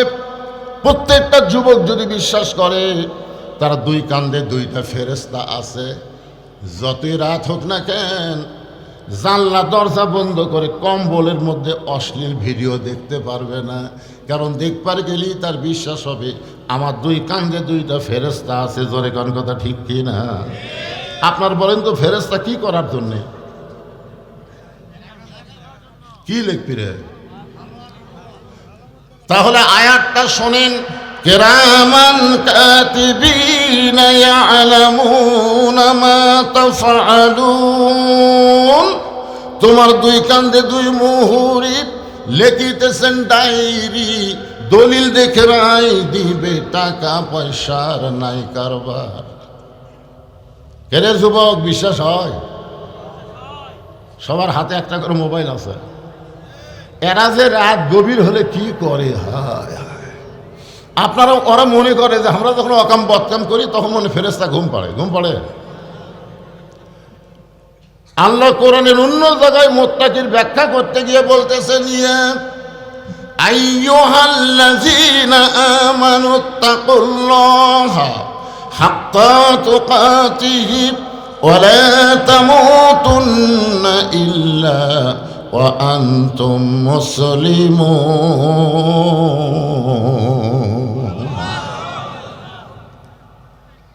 রে ইমানদারেরা, এখানে যত মানুষ আমরা আছি সবাই আল্লাহকে বিশ্বাস করি কি করি না? সবাই জবান খুলে বলেন, করি কি করি না? 1 নম্বর গুণ হচ্ছে আত্তাকুল্লাহ, ভয় করতে হবে কার? আরো জোরে বলেন। বর্তমান আমাদের বাংলাদেশে আমরা ভয় করতেছি কার? আপনি নওগাঁ কেন্দ্রীয় মসজিদে জোহরের নামাজ পড়বেন, জোহরের নামাজ নিয়ত করছেন সামনে কাতারে পড়ব, কিন্তু মসজিদের দরজা গিয়ে দেখেন আপনার পায়ের জুতার দাম 3000 টাকা। আপনি এখন বলেন তো, আল্লাহর ভয়ে জুতা দরজা থুয়ে আপনি কি মসজিদের মধ্যে ঢুকতে পারবেন? আত্তাকুল্লাহ, ভয় করতে হবে কার? তাহলে আপনি জুতা কি করবেন? তা নিয়ে কথা কন কেন? যারা শক্তি সেরা কন, জুতা কি করবেন? জুতা হাতত নেবেন। আপনি বলেন তো কার ভয়ে জুতা হাতত দিলেন? তাহলে মুত্তাকির 1 নম্বর গুণ হচ্ছে ভয় করতে হবে আল্লাহর, কিন্তু আমরা চোরের ভয়ে জুতা নিলাম হাতত। নওগাঁ শহরে একজন জায়গা কিনছে 10 বছর হলে। কয় বছর? 10 বছর হয়ে জায়গা কিনছে, বাসা করবার পারতেছে না। তো একজন জিজ্ঞাসা করছে, কে রে ভাই বাসা করিস না কেন? তবে ভাই রে করবার চাই রে, কিন্তু চাঁদাবাদের অত্যাচার, একের ভিত দেওয়া থেকে শুরু করে লিন্টন তোলা পর্যন্ত প্রতি সপ্তাহে চাঁদা দেওয়া লাগবে। বাসা করবার পারতেছে না কার ভয়ে? আর আমরা যারা বক্তা ওয়াজ শেষ করে কমিটিকে আমরা বলি, কে ভাই আপনাকে এখান থেকে আমি যে বাড়িতে যাব, বগুড়া যাব, কোন রাস্তাতে গেলে নিরাপদ? এই দুবলহাটি হয়ে যাব, গোস্তাহাটির মধ্যে যাব, না হাঁপানিয়া হয়ে যাব? তখন বলতেছে, হুজুর আপনি দুবলহাটির রাস্তা তেলা আছে, কিন্তু মাঝে মধ্যে, আর হাঁপানিয়ার রাস্তা একটু দূরে হবে, কিন্তু ভয় নেই। আপনি বলেন তো আমি বক্তা কোন রাস্তা দিয়ে যাব? কার ভয়ে? আল্লাহর ভয়ে। তাহলে বক্তারা রাতের বেলা ভয় করতেছে ডাকাতের, মুসল্লি ভয় করতেছে জুতে চোরের, আর জায়গা কিনা বাসা করতে পারতেছে না সাদাবাজের ভয়। তাহলে এত ভয় যাদের কলিজার মধ্যে থাকে তারা মুত্তাকি কেমনে হয়? এখন মুত্তাকি যদি হবার চাই তাহলে মানুষের তৈরি আইনকে দাফন করা লাগবে, মানুষের তৈরি সংবিধানকে মাটির তলে পুঁতে রাখতে হবে। যে কোরআনের ওয়াজ শুনতেছেন এই কোরআনকেই আমাদের গ্রহণ করা লাগবে। এই কোরআন যখন বাংলার জমিনে চলবে, এখন তো আপনারা শুধু শুনতেছেন, এই কোরআন যখন বাংলার জমিনে চলবে তখন একজন নেতার সাইজ কেমন হবে? নেতা সোজা হয়ে যাবে। আমি একটা নেতার গল্প করি। বাংলাদেশের মতন ৯৬টা দেশের খলিফা হচ্ছেন হজরত উমর। বাংলাদেশের মতন কয়টা? ৯৬টা একত্র করলে যত বড় হবে তত বড় এরিয়ার খলিফা হচ্ছেন হজরত উমর। জুমার দিনে খুতবা দিচ্ছেন, মাঝখান থেকে একজন সাহাবী দাঁড়িয়ে বলতেছে, আমির আল মুমিনিন, আপনার খুতবা আমরা শুনবো না। আপনার বলেন তো আইন চলতেছে কার? উমরের। উমরের যদি আইন চলতো, যে বেটা বলছে ও আর শুনবো না, খুতবা শুনবো না, ওর অবস্থা কি হতো? আজকে যদি কোনো মন্ত্রী সাহেব ভাষণ দেওয়ার যায় আর কোনো একজন ভ্যানওয়ালা বলতে, মন্ত্রী সাহেব আপনার বক্তব্য শুনবো না, এই কথা বলা মাত্রই মন্ত্রী চামচে পিটাই মেরে ফেলে দিবি। জোরে কর কথা ঠিক কিনা? আর বাংলাদেশের মতন ৯৬টা দেশের খলিফা হযরত ওমর খুতবা দেওয়া শুরু করেছেন জুমার নামাজের দিনে। এমন সময় মাঝখান থেকে বলতেছি, আমির আল মুমিনিন, আপনার খুতবা আমরা শুনবো না। ওমর ফারুক চোখের পানি বের করে বললেন, আমার অপরাধ কি? বলে, আপনার অপরাধ হলো আমাদেরকে খাটো পাঞ্জাবি দিয়ে আপনি লম্বা জুব্বা পরে খুতবা দিচ্ছেন, আমাদেরকে খাটো দিবেন, আপনি লম্বা কোথায় পাইলেন? এটা যতক্ষণ না বলবেন ততক্ষণ আপনার খুতবা আমরা শুনব। হযরত ওমরের চোখে দর দর করে পানি পড়তেছে। এমন সময় ৩০ পারা কোরআনের হাফেজ, ৬ লক্ষ হাদিসের হাফেজ আব্দুল্লাহ ইবনে ওমর, ওমর ফারুকের সন্তান, বাবার পাশে উকিল হয়ে দাঁড়িয়ে গেছে। সুবহানাল্লাহ কন্যা কেন? যোগ্যতা হলো কয় পারা? ৩০ পারা কোরআনের হাফেজ, ৬ লক্ষ হাদিসের হাফেজ, এত বড় আর্ধজাহানের খলিফার সন্তান কোরআনের হাফেজ। আর আমাকে এমপির বেটা কিসের হাফেজ? আজকে যদি এমপির ছেলেরা কোরআনের হাফেজ হইতো তাহলে সংসদের সমস্ত শিক্ষার আগে কোরআনী শিক্ষার গুরুত্ব দিত। জোরে কর কথা ঠিক কিনা? যে গুরুত্ব আল্লাহ নবী দিয়েছেন, খায়রুকুম মান তাআল্লামাল কোরআন ওয়া আল্লামাহ, ওই ব্যক্তির চাইতে উত্তম সম্মানী কোনো ব্যক্তি নাই যে ব্যক্তি কোরআন শিখেছে এবং অপরকে কোরআনের শিক্ষা দেয়। সুবহানাল্লাহ কন্যা কেন? আমি একটা হাদিস করলাম, বলে এদিকে চিল্লাচিল্লি করে কেন?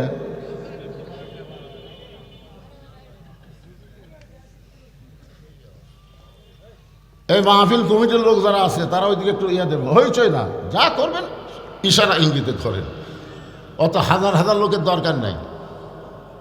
সাইজ মতো কিছু লোক পালি এক ওসমান হাদি দেখে দিছে, ইনসাফ কাক কয়, ইনকেলাব কাক কয়। জোরে কোন কথা ঠিক কিনা?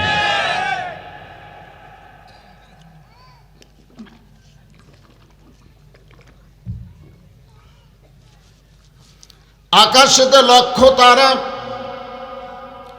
একটা চাঁদের আলো হাজার কোটি মানুষের চাইতে একজন ওসমান হাদি ভালো।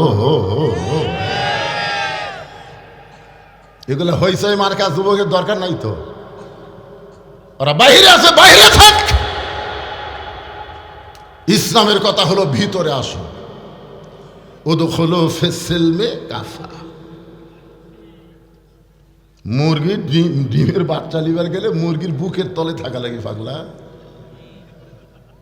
12টা ডিম দিছে, 10টার বাচ্চা হচ্ছে, 2টার হয়নি। কে রে? এই 2টার দোষ কি? বলে এরা সবসময় খালি সাইড মারছে, আর এই 10টা খালি বুকের তলে আসছিল। মুসলমানের বাচ্চারা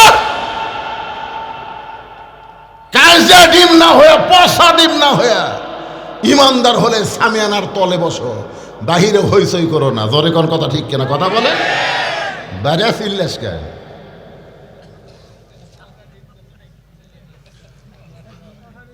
বাহিরের লোকের কোনো দাম আছে?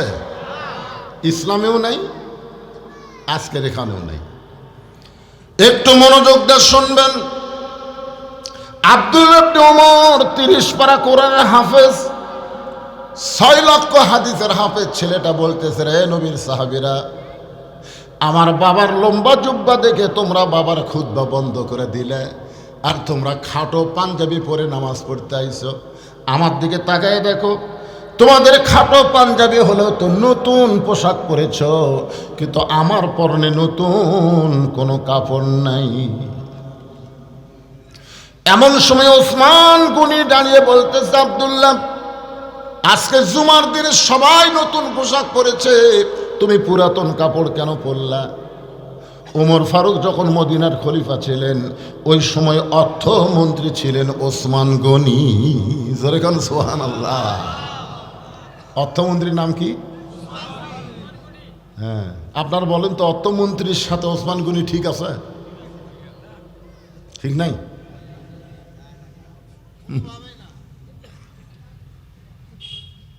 বুঝবার পারেনি। বাংলাদেশের শিক্ষামন্ত্রী, বাংলাদেশের অর্থমন্ত্রী, এরকম মন্ত্রী আছে না নাই? জোরে কেন আছে না নাই? ওসমান গনিকে যে ওমর ফারুক অর্থমন্ত্রী বানাছে এমনি এমনি? আল্লাহ রাসূল একদিন ওসমান গনিকে ডাক দেন, ওসমান, আল্লাহ তোমাকে কত সম্পদ দিছে, তুমি কি তার হিসাব জানো?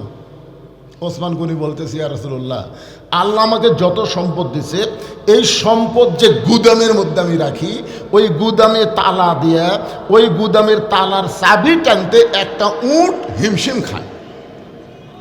সুবহানাল্লাহ কয় না? মানে আল্লাহ যত সম্পদ দিছে ওসমানকে, সেই সম্পদ গুদামের মধ্যে রাখে। যখন কার মধ্যে? ওই গুদামে তালা দিয়ে, ওই তালার চাবি, চাবিকে আপনার কি কোন চাবি কন না ছোড়ানি কন, এই চাবি টানতে একটা উট হিমশিম খায়। আল্লাহ রাসূল বলে, ওসমান, যে আল্লাহ তোমাকে এত সম্পদ দান করেছে, সে আল্লাহ যদি সম্পদগুলো ফেরত চায়, তুমি কি ফেরত দিবা? বলা মাত্রই ওসমান গনি মারছে দৌড়। সাহাবেরা বললেন, রাসূলুল্লাহ, ওসমান গনি যেভাবে দৌড় মারলো আমরা তো বুঝতে পারলাম না। আল্লাহ রাসূল বললেন, একটু ধৈর্য ধরো। কিছুক্ষণ পরে সাহাবীরা তাকায় দেখে ওসমান গনি ওই চাবি বহনকারী উটটার রশি ধরে টেনে টেনে নবীর কাছে রে বলতেছে, ইয়া রাসূলুল্লাহ, শুধু গুদাম না, গুদামের মাল না, তালা না, চাবি নয়, এই চাবি বহনকারী উটটাও পর্যন্ত আল্লাহ দিয়ে দিলাম। আল্লাহ রাসূল বলে, ওসমান, সবই যদি আল্লাহ দাও, তোমার জন্য রাখলা কি? ওসমান গনি বলে, একজন মুমিন মুসলমানের জন্য আল্লাহ রাসূল ছাড়া আর কিছু দরকার নেই। এমন মানুষকে যদি অর্থমন্ত্রী বানাই তো মাল পাচার করবি।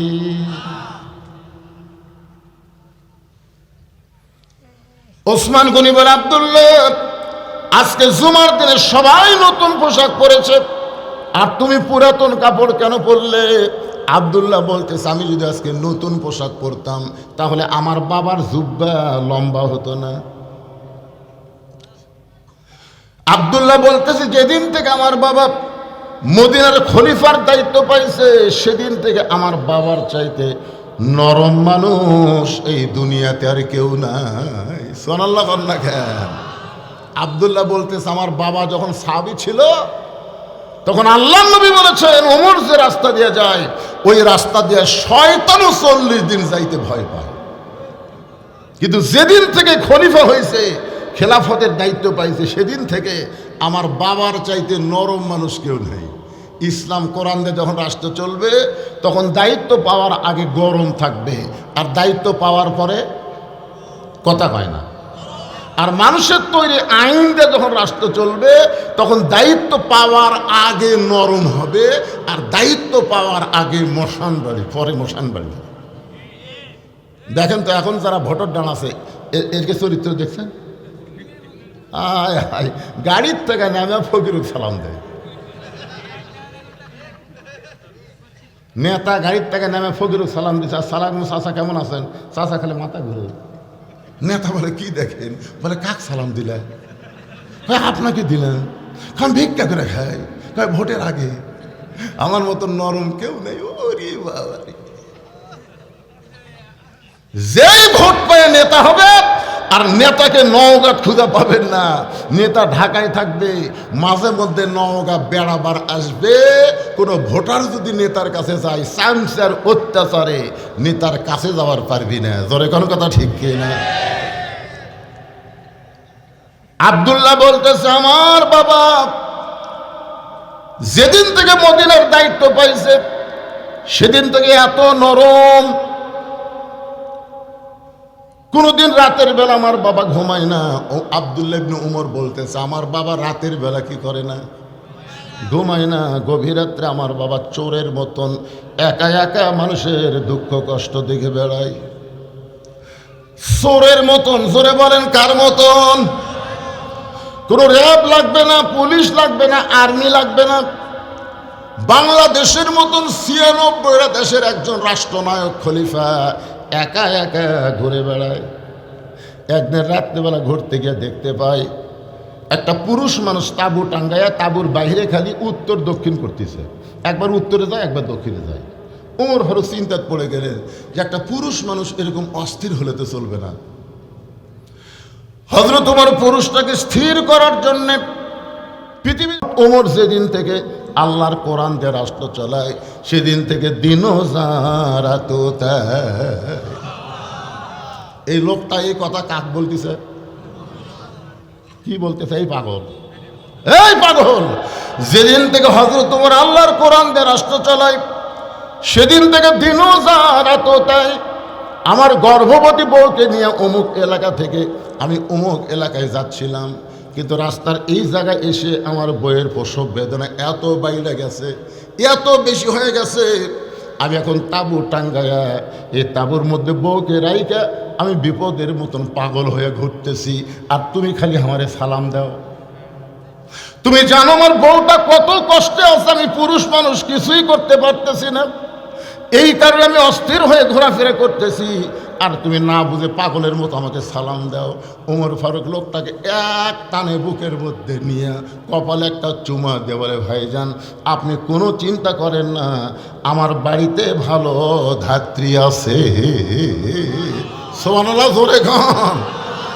একটা মেম্বার হলে, বর্তমান বাংলাদেশে একটা মেম্বার হলে ওর চাপাত লাগতে পারত। আর অর্ধ জাহানের খলিফা হযরত ওমর লোকটাকে এক টানে বুকের মধ্যে নিয়ে কপালে একটা চুমা দিয়ে বলতে, ভাইজান আমার বাড়িতে ভালো একটা ধাত্রীর খবর আছে, তুমি একটু ধৈর্য ধরো। এই কথা বলে হযরত ওমর এক দৌড়ে গিয়ে দরজায় ডাকতেছে আব্দুল্লাহর মা। যে আব্দুল্লাহর মা কইছে, সঙ্গে সঙ্গে ওমর ফারুকের বউ দরজা খুলে দেয়। ওমর ফারুক চমকে গিয়ে বলে, বিবি রে, আমি না হয় দায়িত্ব পায় পাগল হয়ে সারা চোরের মতন ঘোরাঘুরি করি, কিন্তু তোমাকে একটা ডাক দেওয়ার সঙ্গে সঙ্গেই তুমি দরজা খুলে দিলে, কারণ কি? বউ মুসকি মুসকি হাসি আর বলে, স্বামী গো, আপনি যেদিন থেকে মানুষের দুঃখ কষ্ট দেখার জন্যে রাতের বেলা ঘুরতেছেন, আমি সেদিন থেকে বিছনায় ঘুমাই না, আমি সারা রাত দরজায় দাঁড়িয়ে দাঁড়িয়ে আল্লাহর কাছে আপনার নিরাপত্তার জন্যে দোয়া করি। ওমর ফারুক একটানে বউকে নিয়ে কপালে একটা চুমা দিয়ে বললেন, বিবি রে, তোমাদের মতন বউ যাদের ঘরে থাকবে সেই মানুষ কোনোদিন খারাপ নেতা হতে পারবে? কথা কন না কেন? পারবে? তাহলে নেতা ভালো হবার গেলে বউ ভালো হওয়া লাগবে। ওমর ফারুক বললেন, আব্দুল্লাহর মা, জান্নাতে যদি যাবার চাও, তুমি কি জান্নাতে যাবার চাও? আব্দুল্লাহর মা বলতে, সবসময় দোয়া করি, আল্লাহুম্মা ইন্না নাসআলুকাল জান্নাতা ওয়া নাউযু বিকা মিনান নার। আপনারা দোয়া পড়বেন না? রমজান মাসে পড়বেন না? ওমর ফারুক বইয়ের হাত ধরে ঝাঁকিতে বললেন, দোয়া করলে হবে না, সবসময় দোয়া জান্নাতের জন্য দোয়া করলে হবে না, দাওয়া লাগবে, দাওয়া। বউ বলতেছে দোয়া করলে হবে না, দাওয়া লাগবে, তার মানে ওমর ফারুক বলতেছে কে রে পাগলি, এই দুই হাত খালি দোয়া করার জন্যই, এই দুই হাত দিয়ে আর কিছু কাজ করা যাবে না? অনেক বছর আগে ড্রাইভার আমাকে গেটে নামাতে বলতেছে, হুজুর আপনি এখন বাসার যান, গাড়ি আমি গ্যারেজ করি। আমি গেট যেই খুলছি 4-5টা কুত্তা আমাকে ধরছে। সেদিন আমার গায়ে কালো পাঞ্জাবি ছিল, কুত্তা খাম খাম করে আমাকে ধরলো। আমি আয়াতুল কুরসি বই, কুত্তা লড়ে না। আমি দোয়ায় কুনুত পড়ি, কুত্তা সরে না। আমি দোয়া ইনুস পড়ি, কুত্তা মনে হয় কামড় মারবে। আমি শেষে দেখলাম শেষ অস্ত্র হচ্ছে ইন্নাহুম ইয়াকিদুনা কাইদাও ও আকিদু কাইদা। আয়াতটা যখন পড়ছি ভাই, এক কুত্তা এসে মারলো কামড়।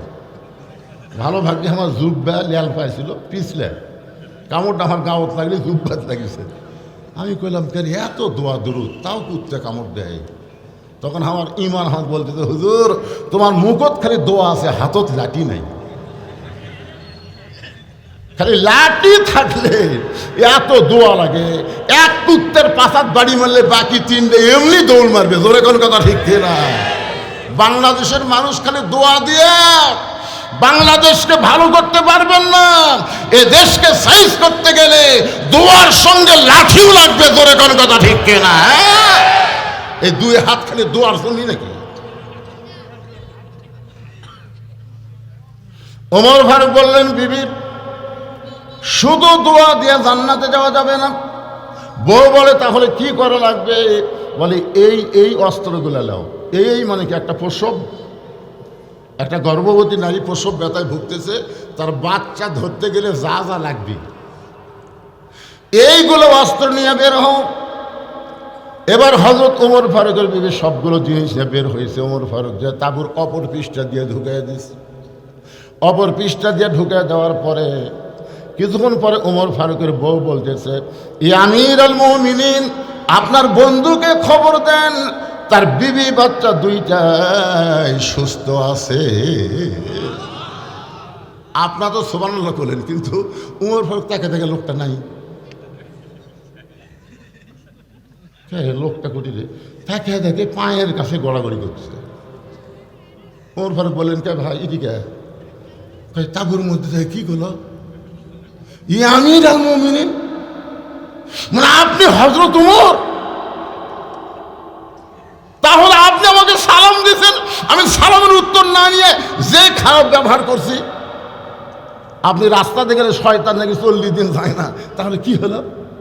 ওমর ফারুক বললেন, ওরা দায়িত্ব পাওয়ার আগে, যেদিন থেকে দায়িত্ব পাইছি সেদিন থেকে আমার চাইতে নরম মানুষ আর কেউ নাই। আব্দুল্লাহ বলতে, সাহাবীরা শোনো, দুনিয়ার সমস্ত মানুষ যখন ঘুমায় গেছে, আমার বাবা তখন ঘুমায় না, চুপি চুপি আমার দরজায় গিয়ে ডাকতেছে, আব্দুল্লাহ আব্দুল্লাহ বলে। আমি দরজা করে তাকাই, দেখি বাবার হাতে একটা পাঞ্জাবি। আমি কইলাম, বাবা একটা পাঞ্জাবি বাইতুল মাল থেকে আমার দেওয়া হয়েছে, এই গভীর রাত্রে আর একটা দিবার আইছেন। ওমর ফারুক বলে, ব্যাটারে আমি তোকে আর একটা দিবার আসিনি বাজান, এই পাঞ্জাবিটা আমার ভাগে পড়েছে।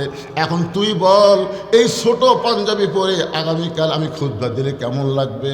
কারণ মুসল্লির পাঞ্জাবি ছোট হলেও সমস্যা নাই, কিন্তু ইমামের দিকে সবাই তাকায়। কথা কর না কেন? কোথায় যাবেন? হ্যাঁ, কত দূর?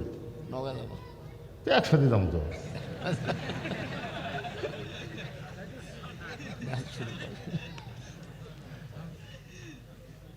এই রাত তো 11টা বাজে গেছে, আর কিরকম? আপনি এই জায়গা গেলে বুঝছেন, এই চেয়ারটা একেবারে বুঝতে পারছি কি কম। আল্লাহ রাসূল কিন্তু কলেমার দাওয়াত নিয়ে আগে বেলালের কাছে যায়নি, আগে আবু জেহেলের কাছে গেছে। আবু জেহেলের মতন মানুষ যদি ভালো হয়, তাহলে সাধারণ মানুষগুলি এমনি ভালো হবে। এইরকম একটা পুঁজিপতি ধনী মানুষ ভালো, যিনি মাদ্রাসার খেয়াল করেন, মাদ্রাসা মহব্বত করেন, কোরআনী শিক্ষার গুরুত্ব দেন, তার মতন একজন আল্লাহওয়ালা ভালো মানুষ এখানে কিছু সময় থাকলে রহমত বরকত আছে না নাই? জোরে কেন আছে না নাই?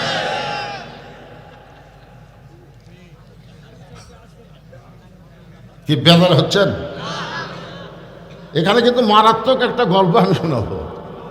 সেটা হলো ইমামের দাড়ি মানুষ মুডটা মাপে, জানেন? আমার কাছে একজন ফতুয়া দিছে, হুজুর ইমামের দাড়ি যদি এক মুষ্টির নিচে হয় তার পাশে নামাজ হবে।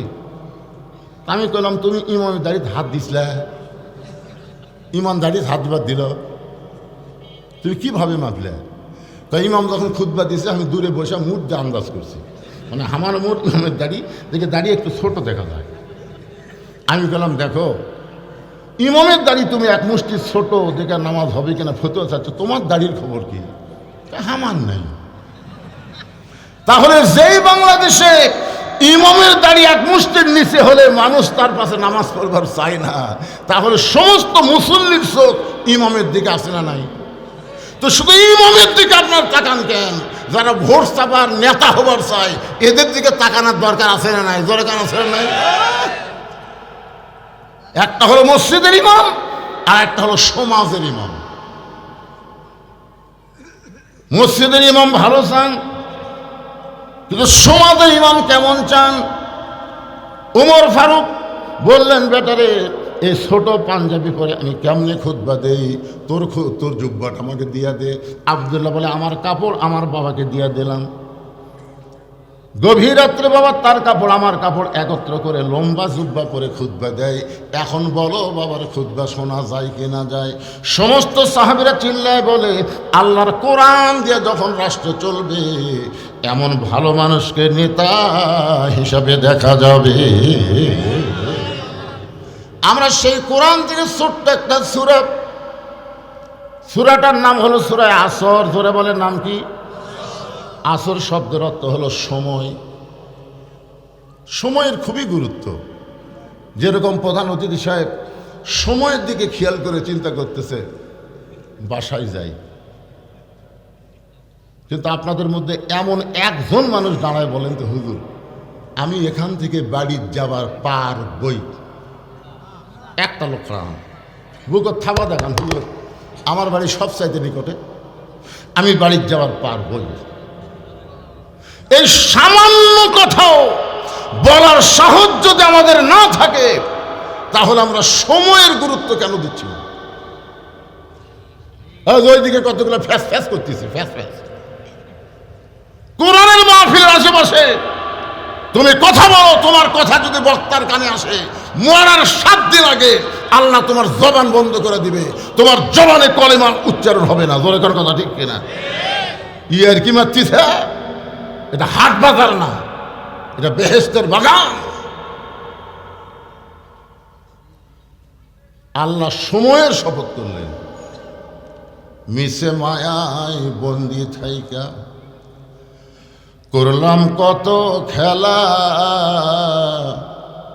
পশ্চিমে তাকায়া দেখো তোমার ডুইবা গেছে বেলা, এক পলকের নাই ভরসা। এক পলক বোঝেন? তাহলে এই দিকে তাকে, আমার এই ভাইয়ের দিকে এই পর্যন্ত বাঁচার গ্যারান্টি আমাদের। এক পলকের নাই ভরসা, মিশে সকল আশা, কখন বুঝি দারুণ ঝড়ে ভাঙবে তোমার বাসা। কি দেখতেছেন ভাই? দোয়া করবেন, হুজুর 6 তলা ভিত দিছি, 4 তলা কমপ্লিট হচ্ছে, ওই যে রড বাইর করে দিচ্ছি হুজুর। 2 কান্দের 2 ফেরেশতা কয়, শয়তান উপর দিকে না তাকা, নিচের দিকে তাকা, তোর জন্য 6 তলা না পাগলা, তোর সময় শেষ, নিচতলা। ধরে কোন তালা? আল্লাহ সময়ের শপথ করলেন, ওয়াল আসর মানে সময়ের শপথ। সময় অত্যন্ত গুরুত্বপূর্ণ। আজকে যারা মাগরিবের নামাজ পড়েন নাই, এশার নামাজ পড়েন নাই, যারা নামাজ না পড়ে ওয়াজ শুনতেছেন, এই যুবকেরা তোমরা বুঝবারই পারতেছ না, প্রতি মুহূর্তে মুহূর্তে তোমাদের হায়াত থেকে সময় ফুরে যাচ্ছে। কি মনে করতেছেন? যেই মাগরিব আজকে বাদ দিলে, যে এশা বাদ দিলে, মরার আগ পর্যন্ত চেষ্টা করো ওই সময় আর ফেরত পাবে না। আমি একদিন আয়নার সামনে দাঁড়ায় 5 মিনিট আমি কান্দিছি। কান দেখালে আল্লাহ করলাম, আল্লাহ তুমি যদি আমাকে ওই 30 বছর যে যৌবনকাল আসিল, খালি ওই 30 বছরের যৌবনকাল ফেরত দাও, যা আমাকে দিছ সব নিয়ে যাও। আমার এত বাড়িঘর সহায় সম্পত্তির কোনো দরকার নাই, আমার যৌবনের দরকার। বুঝতেছেন যুবক? বুঝতে পারতেছে না তোমার যৌবনের যে কি দাম তুমি আজকে বুঝতেছ না। যেদিন আমার মতন বয়স হবে সেদিন চোখ দেখালি পানি পড়বে। বাজান, সময়ের শপথ করে আল্লাহ বললেন, ইন্নাল ইনসানা লাফি খুসর। ইন্না মানে নিশ্চয়, ইনসান মানে মানুষ, লাফি মানে ভিতরে, খুসরুন মানে ক্ষতি। নিশ্চয় মানুষগুলো ক্ষতির ভিতরে। এ কথা কার? আমার দিকে খেয়াল করেন, সময় বেশি বাকি নাই, খুব বেশি সময় নাই তো। একত্রে অর্থ হবে নিশ্চয় মানুষগুলো ক্ষতির ভিতরে। এখন বলেন তো এই মানুষ তৈরি করছে কে? সবাই আমার সঙ্গে বলেন, আদর করে মানুষ আল্লাহ বানায়া কেমনে দিবেন ক্ষতির মধ্যে ফেলিয়া। আল্লাহ বললেন তোমরা ক্ষতির মধ্যে পড়বে না, ইল্লাল্লাযীনা আমানু ওয়া আমিলুস সালিহাত ওয়া তাওয়াসাউ বিল হক ওয়া তাওয়াসাউ বিস সবর। এখানে 4টা বিষয় বলা হয়েছে, সংক্ষিপ্তভাবে আমি বলতেছি। 1 নম্বর হলো ঈমান। যেরকম 1 নম্বর কি? ঈমান যদি না থাকে আপনি যতই ভালো কাজ করেন আল্লাহর দরবারে কবুল হবে না। আপনার বলেন তো নবীর চাচা আবু তালেব কেমন মানুষ ছিল? সবাই এক বাক্যে বলেন কেমন ছিল? কেমন ভালো? আল্লাহ রাসূল বলেছেন, আমি মায়ের পেটে থাকা অবস্থায় এতিম ছিলাম, কিন্তু দুনিয়াতে আসার পরে এতিম ছিলাম না। সাহাবীরা বললেন, হুজুর মায়ের পেটে এতিম হলেন, দুনিয়াতে এসে এতিম ছিলেন না কেমনে? রাসূল বললেন, ভাগ্য করে এমন একটা চাচা আবু তালেব পাইছিলাম, যিনি আমাকে এমনভাবে লালন পালন করলো, আমার যে বাবা নাই এটা কোনোদিন আমি বুঝতে পারি নাই। বাবার দরদ দিয়ে যিনি নবীকে লালন পালন করলো, ঈমান না থাকার কারণে ওই আবু তালেবকে আল্লাহ জাহান্নাম দিবে। তাহলে 1 নম্বরের নাম কি? সবাই বলে 1 নম্বরের নাম কি? আল্লাহ রাসূল বলেছেন, তুমি যত বড় পাপী হও না কেন, শুধু তো ঈমান নিয়ে যদি কবরে আসতে পারো, শুধু ঈমান নিয়ে যদি কবরে আসতে পারো, আমি রাসূল ওয়াদা দিয়া দিলাম তোমাকে বাহিরে রেখে আমি নবী জান্নাতে যাব না। এখন আপনারা খালি খেয়াল করেন, এই ওটা বসা, ওটা বসা না না, ঈমানের ওয়াজ শুনবেন না? ঈমান নামাজ ভঙ্গের কারণ আছে না নাই? রোজা ভঙ্গের কারণ আছে না নাই? আমি দেখছি গত বছর এক লোক অজু করতে যায়, বুঝলেন, অজু করতে যায়, পানি এখন গলার মধ্যে গেছে কিনা আল্লাহ ভালো জানে, ওই খালি ওয়াক ওয়াক ওয়াক ওয়াক করতেছে। আমি বললাম, কেন ভাই কি হচ্ছে? হুজুর এই কুলি করবার যা মনে হচ্ছে সামান্য পানি নিচের দিকে গেছে। আমি বললাম, এটা কে দেখছে? হচ্ছে কেউ দেখেনি হুজুর। তুই যে ওয়াক ওয়াক করতেছিস কার ভয়ে? চিন্তা করে দেখেন ভাইজান, গলার মধ্যে সামান্য পানি গেছে, এক আল্লাহ ছাড়া কেউ জানে না, অথচ এই লোকটার ঈমান থাকার কারণে খালি ওয়াক ওয়াক করতেছে। আপনার বলেন তো ফেরেশতারা কি বলতেছে? আল্লাহ আল্লাহ, তোমার এই বান্দা তোমার কোনোদিন দেখছে? কয় না। তো সামান্য পানি গলার মধ্যে গেছে কিনা সন্দেহ, ওয়াক ওয়াক করতেছে। খাই এরাই তো জান্নাতির পাগল, এরাই তো জান্নাতি। নামাজ পড়তে পড়তে যে আঙ্গুল তোলেন না, আঙ্গুল তোলেন না ভাইজান, আত্তাহিয়াতু পড়তে পড়তে আশহাদু আল্লা ইলাহা ইল্লাল্লাহ তোলেন না, এই আঙ্গুল কি জন্য তোলেন? ফেরেশতারা বলতেছে, আল্লাহ এই যে আর আঙ্গুল তুলে আশহাদু আল্লা ইলাহা ইল্লাল্লাহ বলতেছে, এরা কি আপনার কোনোদিন দেখছে? কয় না দেখিনি। তো না দেখে আপনার সাক্ষী কেমনে দেয়? আল্লাহ বলতেছে, এইভাবে যারা আঙ্গুল তুলে আমাকে সাক্ষী দিল, এরাই বিনা হিসাবে জান্নাতি হয়ে গেল। খালি সুবহানাল্লাহ বললে হবে না, নামাজ ধরা লাগবে, নামাজ ধরা লাগবে। এই জন্য 1 নম্বর ঈমান। দুই নম্বর হলো আমিলুস সলিহা, নেক আমল করা লাগবে। নেক আমলের মধ্যে এক নম্বর নেক আমলের নাম হলো নামাজ। যে নামাজ না পড়লে ঈমান থাকবে না। রাসূল বলেছেন লা সলাত আলা ঈমানা, যার নামাজ নাই তার ঈমান নাই। লা সলাত আলা দীনা, যার নামাজ নাই তার কোনো ধর্মই নাই। বাইনাল আবদ ওয়াল কুফরি তারকুস সালাত, বান্দার কাফেরের মধ্যে পৃথক করার জিনিসটার নামই হলো নামাজ। এখন আপনাদের বোঝানোর জন্য বলতেছি, এই পুরুষ মানুষের জন্য এক নম্বর নেক আমলের নাম হলো। কিন্তু আমার মা বোনেরা যারা পর্দার অন্তরালে বসে শুনতেছে, ওনাদের জন্য এক নম্বর নেক আমল কিন্তু নামাজ না। নারীদের জন্য এক নম্বর নেক আমলের নাম হলো পর্দা। জোরে বলেন নাম কি?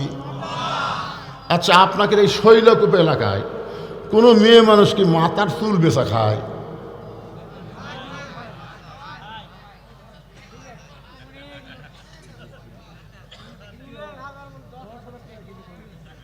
আমার হুজুরি ভালো ভালো কে পারে না। 1 কেজির দাম বলে 10,000।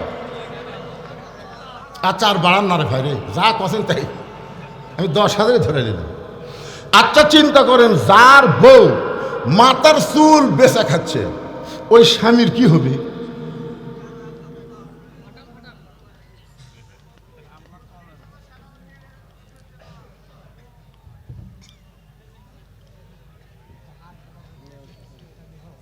এই মাথার চুল যে বেচা খাচ্ছে কিছু হবে না? মেয়ে মানুষ মারা গেলে কয় কাপড়? জোরে বলেন কয়টা? 7টা। পুরুষের মতোই 3টা কাপড় মেয়েদের পরার লাগে, পুরুষের মতোই 3 কাপড়। আর 2টা কাপড় মেয়েদের বেশি পরাতে হয়। একটা হলো সিনা বান, আর একটা হলো মাথা বান। একটা হলো সিনা বান, আর একটা হলো মাথা বান।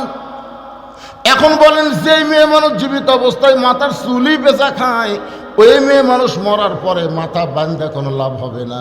তাই আমার মা বোনদের জন্য পর্দার ওয়াজ শুরু করতে গিয়ে বললাম, মা, যারা মাথার চুল বিক্রি করেছেন আজকে তওবা করেন, আর জীবনে কোনোদিন মাথার চুল বিক্রি করবেন না।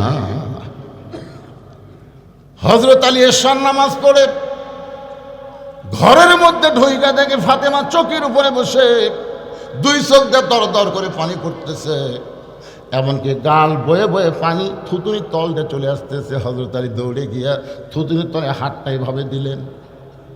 ফাতেমার থুতুনির তলে হাতটা এইভাবে দিলেন, ফাতেমার চোখের পানি এসে আলীর হাতের মধ্যে যখন জড়ো হয়ে গেল, হযরত আলী ওই পানিটা নিজের চেহারার মধ্যে মালিশ করে বলেন, ফাতেমা রে, দুনিয়ার বহু ধনী যুবক নবীর কাছে তোমাকে বিয়ের প্রস্তাব করেছিল। দুনিয়ার বহু ধনী যুবক তোমাকে বিয়ে করার জন্য আল্লাহর নবীর কাছে প্রস্তাব দিয়েছিল, কিন্তু আল্লাহর নবী কোনো ধনী যুবকের সঙ্গে তোমার বিয়ে দেয় নাই। আল্লাহর ঘটকালিতে আমার মতন গরিবের সঙ্গে তোমার বিয়ে হয়েছে। আমি জীবনে তোমাকে শান্তি দেবার পারি নাই। তুমি একা একা এমন করে কেন কাঁদতেছ?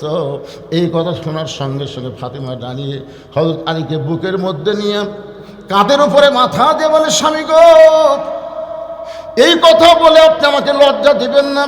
আপনারা আমারে কষ্ট দিয়েছেন, আর সেই কষ্টের কারণে এমন করে আমি কাঁদতেছি। আলী বলতেছে, তাহলে কি জন্যে কান্দো? ফাতেমা বলে, স্বামী গো, আমার কান্দার কারণ হলো আল্লাহ তাআলা আমার দোয়া কবুল করেছে। আলী বলতেছেন, ফাতেমা, দোয়া কবুল করলে কেউ কি কোনোদিন কান্দে নাকি? ফাতেমা বলে, স্বামী গো, আল্লাহ কি দোয়া কবুল করেছে আপনি কি শুনবেন না? আলী বলে, ফাতেমা, আল্লাহ তোমার কি দোয়া কবুল করেছে? ফাতেমা বলতেছে, আল্লাহ তাআলা আমাকে পর্দার মধ্যে মৃত্যু দিবে। আলী বলতেছেন, ফাতেমা, যে মেয়েটা সবসময় পর্দার মধ্যে থাকে সেই মেয়েটা তো পর্দার মধ্যেই মরবে। এই দোয়া কবুল করার পিছনে কান্দো কেন? ফাতেমা বলে, স্বামী গো, এই মৃত্যুটা কবে হবে সেইটাকে আপনি শুনবেন না? আলী বলে, পাগলি রে, বুকের মধ্যে নিয়ে চাইপা ধরে বলে, মৃত্যুর কথা কেউ কোনো দিন বলতে পারে না। ফাতেমা রে, কে কখন মরবে এটা দুনিয়ার কেউ বলতে পারে না। ফাতেমা কান্দে কান্দে বলে, স্বামী গো, কিছুক্ষণ আগে আল্লাহ তাআলা আমারে শোনাইছে আজকে রাতের বেলায় আমার মৃত্যু হবে। যেই বলছে আজকে রাতের বেলায় আমার মৃত্যু হবে, গাছের গোড়া কাটলে গাছটা যেমন পড়ে যায়, হযরত আলী তেমনি পড়ে গেলেন ঘরের মাঝায়। ফাতেমা দুই হাতে চোখের পানি মুছে মুসকে হাসি দিয়া স্বামীর মাথাখানা উরাতের উপরে নিয়ে কপাল একটা চুমা দিয়ে বলেন, স্বামী গো, আমার বাবার মুখে আমি শুনেছি আপনি হলেন পৃথিবীর শ্রেষ্ঠ বীর। আমার বাবা বলেছে আপনি হলেন পৃথিবীর শ্রেষ্ঠ জ্ঞানী। আপনার বলেন তো হযরত আলীর চাইতে পৃথিবীতে কোনো জ্ঞানী আছে? আল্লাহ রাসূল বলেছেন, আনা মাদিনাতুল ইলমি ওয়া আলী বাবুহা, আমি হচ্ছে এলেমের শহর, আলী হচ্ছে তার দরওয়াজা। জোরে কান সুবহানাল্লাহ। আল্লাহ বলেছেন আসাদুল্লাহিল গালিব, হযরত আলী, আলী হচ্ছে আল্লাহর সিংহ। তাহলে গোটা পৃথিবীর মধ্যে সবচাইতে বড় বীরের নাম কি? ফাতেমা বলতেছে, আপনি জ্ঞানী হয়ে বীর হয়ে বউ মরার কথা শুনে এমন করে আপনি পড়ে গেলেন কেন? আপনি কি জানেন না এই দুনিয়া থাকার জায়গা না, এখানে আসলে যাইতে হবে। আমি যেই বলবো আসলে, আপনার সকলে বলবেন যাইতে হবে। এই দুনিয়াতে আসলে যারা বলতেছেন না তারা মনে হয় যাবেন না। এটা কোন জায়গায় যাওয়ার কথা বলা হচ্ছে?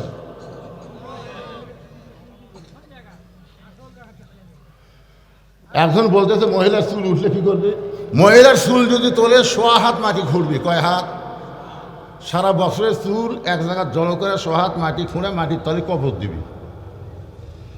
চুলগুলো কি করবি? ওই বেচা খাবি? কি যে বিপদ রে পারে। একটু মনোযোগ দিয়ে শোনেন, আমার মায়েদের জন্য বলতেছো আমিলুস সালিহা। পুরুষের 1 নম্বর নেক আমল হলো নামাজ, আর নারীদের জন্য 1 নম্বর নেক আমল হলো পর্দা। ফাতেমা বলতে, স্বামীকে এই দুনিয়াতে আসলে যাইতে হবে। আজকে রাতের বেলা যখন আমি বিদায় নেব, আমার 3টা চাওয়া আপনাকে পুরা করা লাগবে। আলী ছোট বাচ্চার মতন কান্দার বলে, ফাতেমা, দুনিয়াতে গরিব ছিলাম বলে তুমি কিছুই চাইলা না, মৃত্যুর পরে তুমি কি চাইবা ফাতেমা? 1 নম্বর চা হলো রাতের অন্ধকারে আমাকে কবর দেওয়া লাগবে। আমার 2 নম্বর চা হলো আমার কোনো জানাজার ব্যবস্থা করা লাগবে না। আমার 3 নম্বর চা হলো আমার লাশটা খাটনিতে আপনি তুলবেন না। ফাতেমা বলতেছে, আমি মরে যাওয়ার পরে 4 জন পুরুষ মানুষ খাটনি কান্দে নিবে, এমন 4 জন পুরুষ মানুষ আমি দেখতে পাচ্ছি না। যদি আমার বাবা দুনিয়াতে থাকতো, মরা মেয়ের লাশের খাটনি বাবা কান্দে নিবার পারত, কিন্তু 6 মাস আগে আমার বাবা দুনিয়া থেকে বিদায় হয়ে গেছে। ওগো স্বামী, আমার হাসান হুসাইন এত ছোট, এরা মায়ের লাশের খাটনি কান্দে দিবার পারবে না। এই জন্য আপনি শুধু আমার দেহটা কান্দে করে নিয়ে ওই জান্নাতুল বাকির পূর্ব কোণায় সবুজ রঙের একটা বাতি জ্বলবে, ওই বাতি বরাবর আপনি আমাকে দাফন করবেন। আমার মায়েদের জন্য বলতেছি, মা, হযরত আলী ফাতেমাকে দাফন করার পরে তাকায় দেখে সামনে কয়েকটা নতুন পুরাতন কবর দেখা যায়। এইমাত্র ফাতেমার নতুন কবর দিছে, সেই নতুন কবর আর খুঁজে পায় না। আলী গোটা জান্নাতুল বাকির মধ্যে দৌড়ায় বলে, ফাতেমার কবর, ফাতেমার কবর। কে যেন ডাকতে বলে, আলী রে, ফাতেমা পর্দা নিশি, আমি আল্লাহ জহুরা ডিগ্রি দিয়ে ফাতেমার কবরটাকে কিয়ামত পর্যন্ত পর্দা করে দিয়েছি। আল্লাহ এই কারণে কোরআনে বললেন, অকরনা ফি বুয়ুতিকুন্না ওয়ালা তাবাররাজনা তাবাররুজাল জাহিলিয়াতিল উলা। আল্লাহু আকবার। মায়েরা শোনেন, যে কোরআনের ওয়াজ শুনতেছেন, এই কোরআনে পর্দার কথা এমনভাবে বলা হয়েছে, মেয়েরা যদি নামাজ কমও পড়ে, রোজা যদি কমও করে, স্বামীর খেদমত যে খুব একটা করা লাগবে তা না। আল্লাহ রাসূল বলেছেন, স্বামী যখন খেদমত চায়, এই আমার কথাটা খেয়াল করবেন, স্বামী যখন খেদমত চায় তখন স্বামীর খেদমত করবে। ওয়াজাতা স্বামীর খেদমত করা লাগবে না, আর জোর এখন না কেন, ওয়াজাতা স্বামীর খেদমত করা লাগবে। অতি ভক্তি হলো চোরের লক্ষণ। কি, কয়েকদিন আগে আমার এলাকায় একটা মেলা হলো, মেলা ইসারে সওয়াব 5টি মেলা। আমার বউ একটা তালিকা নিয়েছে, মেলা হচ্ছে রোববারে, লিয়াচ্ছে শুক্রবারে। তালিকার মধ্যে দেখলাম যে কাকে কাকে দাওয়াত দেওয়া লাগবে। বউ আমার কাছে বসে আমাকে গায়ে হাত দেয়, গায়ে হাত দেয়, আদর করতেছে, আর বলে যে স্লিপটা দেখেন। আমি স্লিপ দেখতেছি, লেখা আছে আমার বাপ মাও, আমার ভাই বউ, আমার বোন, আমার বোনের স্বামী, আমার বোনের জামাই, বোনের মেয়ে, এরকম 8-10টা লিখেছে। এর মধ্যে আমার একটাও নেই। তাই বললাম, কে গো, খালি তোমার গ্রুপের গুলো লিখলে, আমার গ্রুপটা শীতের দিন এত ল্যাপটপ নাই। শীতের দিনে এখন সবাইকে দাওয়াত দেওয়া লাগবে না, এবার আমার গ্রুপ দেন, সামনে বছর আপনার গ্রুপ দিবেন। আমি বললাম, ওই জন্যই তো তুমি আমার গাওয়াত হাত দিছে। অতি ভক্তি, যেদিন দেখবেন আপনার বউ আপনাকে অতিরিক্ত ভক্তি করতেছে, বুঝবেন হয় আপনার বাপের বিরুদ্ধে, নয় আপনার মায়ের বিরুদ্ধে কথা বলবে। বিশ্বাস করেন আমার মায়েরা যারা আছেন, শোনেন, স্বামীর খেদমত যদি কম পারেন তাও চলবে, কিন্তু নারীর হেফাজত, পর্দা, এই পর্দাটা আপনারা এমনভাবে গ্রহণ করবেন, মেয়ে মানুষের কথা যেন কোনো পর পুরুষের কানের মধ্যে না আসে। আপনার পর্দার মধ্যে থাকবেন মা, আল্লাহ ফাতেমার সিগনেচারে আল্লাহ যেন আপনাদেরকে জান্নাত দিয়ে দেয়। এখন সূরা আসরের 3 নম্বর বিষয়, অত্যন্ত গুরুত্বপূর্ণ সাবজেক্ট, ওয়াতাওয়াসাউ বিল হক। হক কথা বলা লাগবে, হক পথে চলতে হবে। পিছন থেকে একজন একটা কথা বলেছে আমার ব্যাপারে, ওখানে বললো, আর একজন ধরে লিয়ে গেল। আমার বক্তার ওয়াজ করে টেকা নেই, ওটার কলজেত বেঁচে গেছে। আমি যখন বলছি মেয়েরা মাথার চুল বেচা খায়, ওই সময় কথা বলছে, মানে ওর বউ বেচা খায়।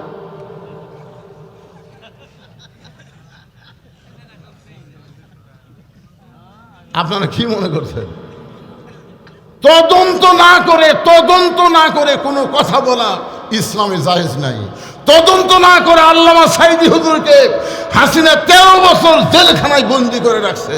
শুধু এই নয় ভাবে একটা আলেমকে জেলখানায় বন্দি করে রাখা, হাসপাতাল নিয়ে গিয়ে তাকে হত্যা করার কারণে হাসিনাকে আল্লাহ গোষ্ঠী শুদ্ধ পালাইয়া দিছে। ধরে কোন কথা কর না কেন ভাইরা?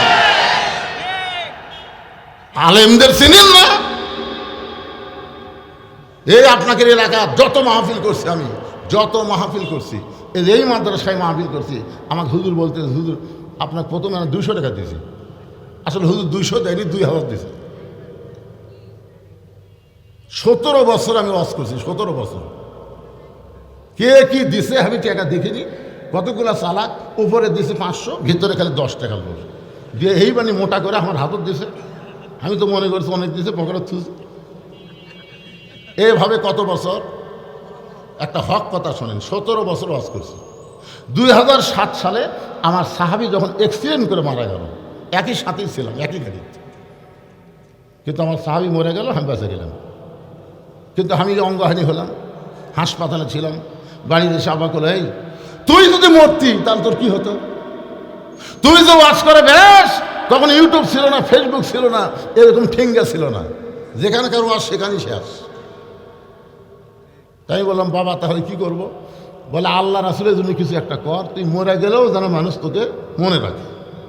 তখন 2007 সাল থেকে যা ওয়াজ করে টাকা পাচ্ছি, 2014 সালে যায় 12 শতক জায়গার উপরে প্রথম আমি মসজিদ মাদ্রাসা শুরু করি। সেই জায়গায় এখন 235 শতক হয়ে গেছে। যারা আমার দাওয়াত দিবার চায় তারা নিজের চোখে দেখে আসে। এই যে আপনারা যে টাকা দেন, এই টাকা আমি নিজে খাই না ভাই। মসজিদ মাদ্রাসা এতিমখানা তৈরি করি, পৃথিবীর একটা লোকও বলতে পারবে না যে আমার মাদ্রাসা মসজিদ এতিমখানা তৈরি করতে গিয়ে আমি কারু কাছ থেকে 1 টাকা নিয়েছি। 1 টাকা কোনো দান সদকা দেওয়া হয় না। ওয়াজ করে করে যে টাকা নেওয়া হয়, একটা মহিলা মাদ্রাসা এখন 3 তলা, আর একটা ছেলে মাদ্রাসা, এতগুলো ওস্তাদ, বাবুর্চি, শিক্ষক, বাচ্চাদের খাওয়া, এগুলো টাকা তো আপনারা দেন। আগে ফাঁকি মারছেন, এখন টাকা দিচ্ছেন কিসের জন্য? আমার জন্য। তো তদন্ত না করে আজগুবি কোনো কথা বললে আপনার অবস্থাও হাসিনার মতোই হবে, হাসিনার মতোই হবে। আমি বলে গেলাম, আল্লাহ কোরআনে বলেছেন, ইন্নামা ইয়াখশাল্লাহ মিন ইবাদিহিল উলামা, বান্দা সমূহের মধ্যে আলেম বান্দারা আল্লাহকে বেশি ভয় করে। এ কথা কোনো মানুষের না, এ কথা হলো আমার আল্লাহ। জোরে কথা ঠিক না? তাহলে আল্লামা সাইদি হুজুর মানুষের বাড়ি পুড়া দিছে, মানুষের জমি দখল করছে, নারী নির্যাতন করছে, এগুলো একটাও করে নাই। বিনা দোষে অন্যায়ভাবে তাকে জেলখানায় বন্দি করে রাখছে। জেলখানাত বন্দি করেও যখন আমরা দোয়া করি প্রতিদিন ছাই সুন্দর হয়, ভারত কয় খবর কিরে মরে না তো, যাবজ্জীবন কারাদণ্ড দিলে আমার তো কারাদণ্ড মরে কয় না, দিন দিন যে জব হচ্ছে। তখন জেলখানা থেকে বের করে হাসপাতাল যখন নিয়ে যায়, একটা হাসি দিছিল, আপনারা দেখছেন? সেই হাসি জান্নাতের হাসি। শুধু ওই হাসিটাকে কলিজায় ধরে রাখার জন্যে আমি সাইদি হুজুরের নামে আমার মাদ্রাসা দোতলায় একটা আল্লামা সাইদি হুজুর কনফারেন্স হল তৈরি করছি আপনাকে এই ওয়াজের টাকা দিয়ে। ওয়াতাওয়াসাবিল হক। আজও যদি আপনি হক কথা বলেন, হক পথে চলেন, নানা রকম বিপদ আপদ মুসিবত দিয়ে আল্লাহ আপনাকে পরীক্ষা করবে। জোরে কথা কন না কেন ভাই জানেন? সূরা আসরের 3 নম্বর বিষয় হলো ওয়াতাওয়াসাবিল হক। এরপরে 4 নম্বর বিষয় হলো ওয়াতাওয়াসাবিস সবর। ধৈর্য ধারণের উপদেশ দিয়েছেন কে? ইন্নাল্লাহা মা'আস সাবিরিন। এই যে আপনার ধৈর্য নিয়ে বসে আছেন, এই যে ধৈর্য নিয়ে বসে থাকার কারণে আল্লাহর কোরআন নবীর বিধান থেকে আপনারা কিছু কথা শুনতে পাচ্ছেন। জোরে কান ঠিক কিনা? আজকে আমাদের মায়েরা ধৈর্য হারা হওয়ার কারণে আমরা ছোটবেলায় গান গাইছি, কি বলবো প্রসবের কথা, মা বিনে সেই ব্যথা কেউ তো বুঝিবে না, মাজন থেকে সন্তানের দায় অকালে মা মারা যায়, কেন সে মায়ের ভক্তি করো না, এমন দরদি ভাবে কেউ হবে না আমার মা, মা গো। এখন বলেন তো মায়ের ধৈর্য আছে? আমার কাছে এসে কয় হুজুর সন্ধ্যার খালি কান্দে, পানি পড়া দেন, পানি পড়া দিলাম, কান্নারও বেড়ে গেছে। কয় হুজুর পানি পড়া দিলে হবে না, সরাসরি ফুঁ দেন তো। আয়াতুল কুরসি সূরা ফাতিহা পড়া ফুঁ দিলাম, কান্না আরও বাড়িছে। এই বাচ্চার মাও বলতেছে এখন আর ফুঁ ফাঁদে হবে না হুজুর, দোয়া ধরে দিন শেষ।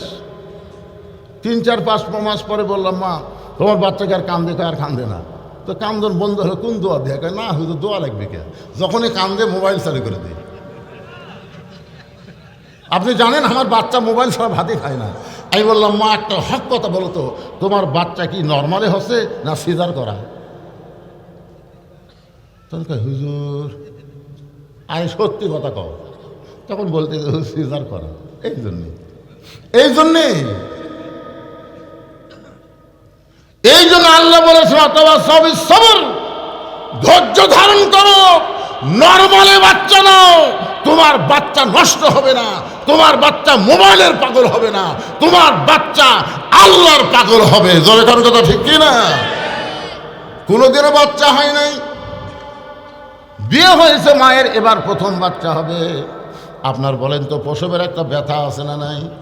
এই ব্যথা যখন শুরু হয়েছে মা তখন অধৈর্য হয়ে বলতেছে গলার দড়ি দিব, বিষ খাবো, মরে যাব, এই জীবন আর আমি রাখবো না। দাদি রানী মুচকি মুচকি হাসতেছে। নাতনি বলে আমি প্রসব ব্যথায় মরে যাচ্ছি, গলার দড়ি দিবার চাই, আর তোমরা হাসো কেন? দাদি রানী হাসতে হাসতে নাতনিকে ঘরের মধ্যে নিয়ে যায়, বিছনায় শোয়া দিয়ে ঠান্ডা কাপড়ের মধ্যে নরম কাপড় চুবড়ায় চুবড়ায় কপালে দিয়ে বলতেছে ওয়াতাওয়াসাবিস সবর, ধৈর্য ধর, ধৈর্য ধর। বলে এত ব্যথা আমি তো সহ্য করতে পারি না।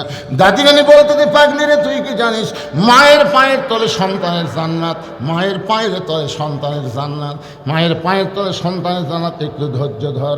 এমন কথা বারবার বলতে দাঁতের উপর দাঁতে যখন ধৈর্য ধরেছে, এমন সময় দাদি ধাত্রীকে বলতেছে মা টান।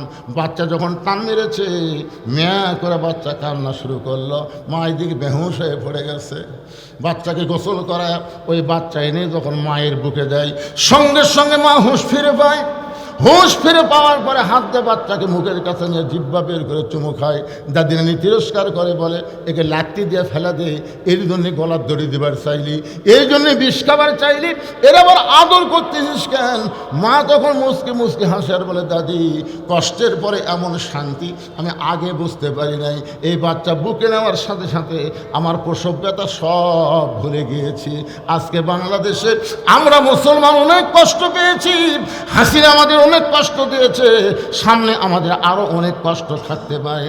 মা যেমন প্রসব ব্যথা সহ্য করে, বাচ্চা কোলে পাওয়ার সঙ্গে সঙ্গে সব ব্যথা ভুলে যায়। আমরা বাংলার মুসলমান শুধু কোরআন শুনবো না, যেদিন কোরআনের সমাজ পাবো, কোরআন দিয়ে বাংলাদেশ চলবে, আমরা অতীতের সব কষ্ট ভুলে যাব। কারা কারা আল্লাহর কোরআনের পক্ষে দুই হাত তুলে আমার আল্লাহকে দেখান, লিল্লাহে তাকবীর। হাত নামান ভাইজান, দিয়ে দুইটা হাত আপনারা দেখালেন। আমি এখানে শুনলাম এ মাদ্রাসায় বহু ছাত্র আবাসিক, আমি বহু ছাত্র ছাত্রীর জন্য চাচ্ছি না, আমি এই মাদ্রাসার জন্য 100টা কোরআন শরীফ এতগুলো মানুষের মধ্যে চাই। মাত্র 100টা কোরআন শরীফ আপনারা এই মাদ্রাসার দান করবেন। মাদ্রাসার 100টা কোরআন শরীফ দান করবেন। একটা কোরআন শরীফ মাত্র 500 টাকা। আপনি 500 টাকা দিবেন, একটা কোরআন দানের সওয়াব আল্লাহ আপনার আমল নামায় দিয়ে দিবেন। জীবনে বহু দান করছেন, পৃথিবীর শ্রেষ্ঠ দান একটা কোরআন। যাদের বাপ মা কবরে গেছে, বাপ মার কথা মনে করে 500 টাকা নিয়ে আসেন ভাই। আপনার বাপ মায়ের কবরকে আল্লাহ যেন জান্নাতের টুকরা বানিয়ে দেয়। দেখি 100 জন এতগুলো মানুষের মধ্যে একজনও যাওয়ার নিয়ত উঠবেন না, কোরআন শরীফ দেওয়ার জন্য উঠবেন। মাশাআল্লাহ। আল্লাহ তোমার একজন বান্দা সর্বপ্রথম নবীর মাদ্রাসায় কোরআন শরীফ বাবদ 500 টাকা দান করেছে। আল্লাহ দানকে কবুল করেন। আপনারাও দেন ভাইজান, যারা পিছনে আছেন সবাই দেন। পৃথিবীর শ্রেষ্ঠ দান নবীর মাদ্রাসা একটা কোরআন। আমি 100টার বেশি কিন্তু নিব না, মাত্র 100টা চাই। কেউ যদি কয় হুজুর 120টা দেবো, দেন। আল্লাহ তোমার একজন বান্দা কোরআন শরীফ বাবদ 500, আর একজন কোরআন শরীফ বাবদ 500, আর একজন কোরআন পৃথিবীর শ্রেষ্ঠ দান নবীর মাদ্রাসা একটা কোরআন, আর একটা কোরআন বাবদ 500, আর একজন 1000 টাকা দুইটা 500 ফেরত দিবেন নাকি না, 1000 টাকা দুইটা কোরআন শরীফ বাবদ 1000 টাকা দান করেছে। আমি একলাই কীভাবে ধরি, যদি কেউ একটা আসবার সাহায্য করবেন না। আরেকজন কোরআন বাবদ 500, আরেকজন কোরআন বাবদ 500। আল্লাহ কবুল করেন, আল্লাহুম্মা আমিন। আল্লাহ দুইজন আল্লাহর বান্দা দুইটা কোরআন শরীফ বাবদ 500 1000 টাকা করছে দান। আল্লাহ দানকে কবুল করেন। আল্লাহ আরও দুইজন দুইটা কোরআন শরীফ বাবদ 500 দান করেছে। আল্লাহ দানকে কবুল করেন। আল্লাহ তোমার একজন বান্দা কোরআন বাবদ 500 টাকা দান করেছে, আরেকজন কোরআন বাবদ 500 টাকা। ভয়ে পড়ে যাবেন কেন, ধৈর্য ধরেন। শয়তান এখন কবি শয়তানও হাসাবেন, আল্লাহ ব্যবহার করবেন। কোরআন শরীফ দান করে ওখানে আবার বসবেন। আল্লাহর একটা কোরআন শরীফ বাবদ 500 টাকা পাওয়া গেছে। আল্লাহ দানকে কবুল করেন। আমার মা বোনেরা অনেক দান করবে, বিশ্বস্ত বাচ্চাদেরকে মায়েদের কাছে পাঠাতেন। মা, নবীর মাদ্রাসা একটা কোরআন শরীফ দান করেন। মা, 500 টাকা দিলেই একটা কোরআন দানের সওয়াব আল্লাহ আপনাদেরকে দিয়ে দিবে। অনেকে ভাবতেছে হুজুর আমরা তো 500 টাকা নিয়ে আসিনি, তাই বলে কি আমরা মাদ্রাসা দিবার পারবো না? আপনাদের কাছে বাচ্চারা রুমাল নিয়ে যাবে, 5 টাকা 10 টাকা 20 টাকা যে যা পারেন আল্লাহর রাস্তায় মাদ্রাসায় দান করবেন। আর একজন কোরআন শরীফ বাবদ 500 টাকা দান করলো, আর একজন কোরআন বাবদ 500 টাকা দান করলো। আল্লাহ দানকে কবুল করেন। আমাকে আগেই বলেছে এখানে জোর জবস্তি করে আমরা আদায় করি না। এলাকার মানুষেরা অত্যন্ত ভালো, তারা এমনি মাদ্রাসা দেয়। জোরে কান সুবহানাল্লাহ। এই জন্য দিন দিন মাদ্রাসা এখানে একটা আলোক বত্তিকা হয়ে গেছে ভাইজান। আমি প্রথম যখন আইছিলাম তখন কেমন দেখলাম, আর আজকে দেখে কলজায় আমার ভরে গেল। এই বাচ্চারা ভিতরে ঢোকো, 10 20 50 100 আমার মা বোনদের কাছে যাবেন।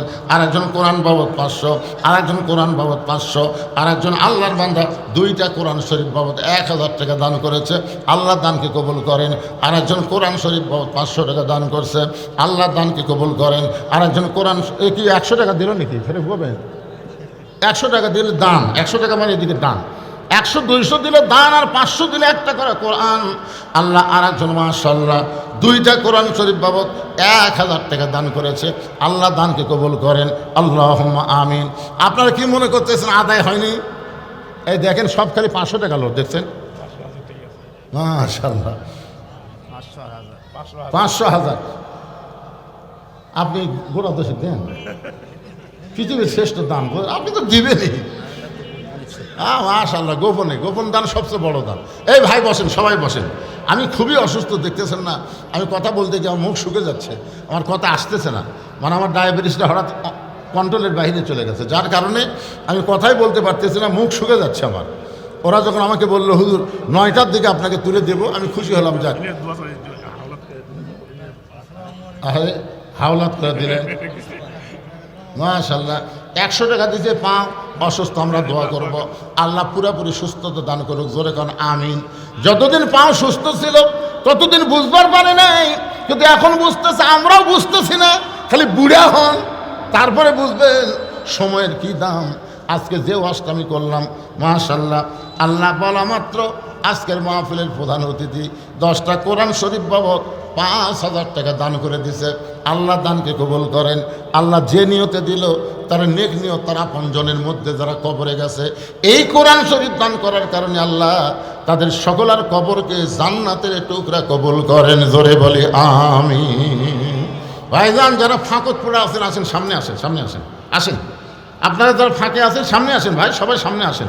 আমরা একসঙ্গে মিলেমিশে বাকি কথাটা শুনে এখনই মোনাজাত করে মাহফিল শেষ করে দেবো। সবাই সামনে আসেন, আসেন। এই ফাঁকা জায়গাটা পুরো 2 জায়গা আপনার জান্নাতের সাক্ষী হবে, আসেন না কেন? কি মনে করছেন এটা বেহেশতের বাগান? পাগল, জায়গা পরিবর্তন করেন, প্রত্যেকটা জায়গা আপনার জন্য ওসিলা হবে, জান্নাতের ওসিলা হবে।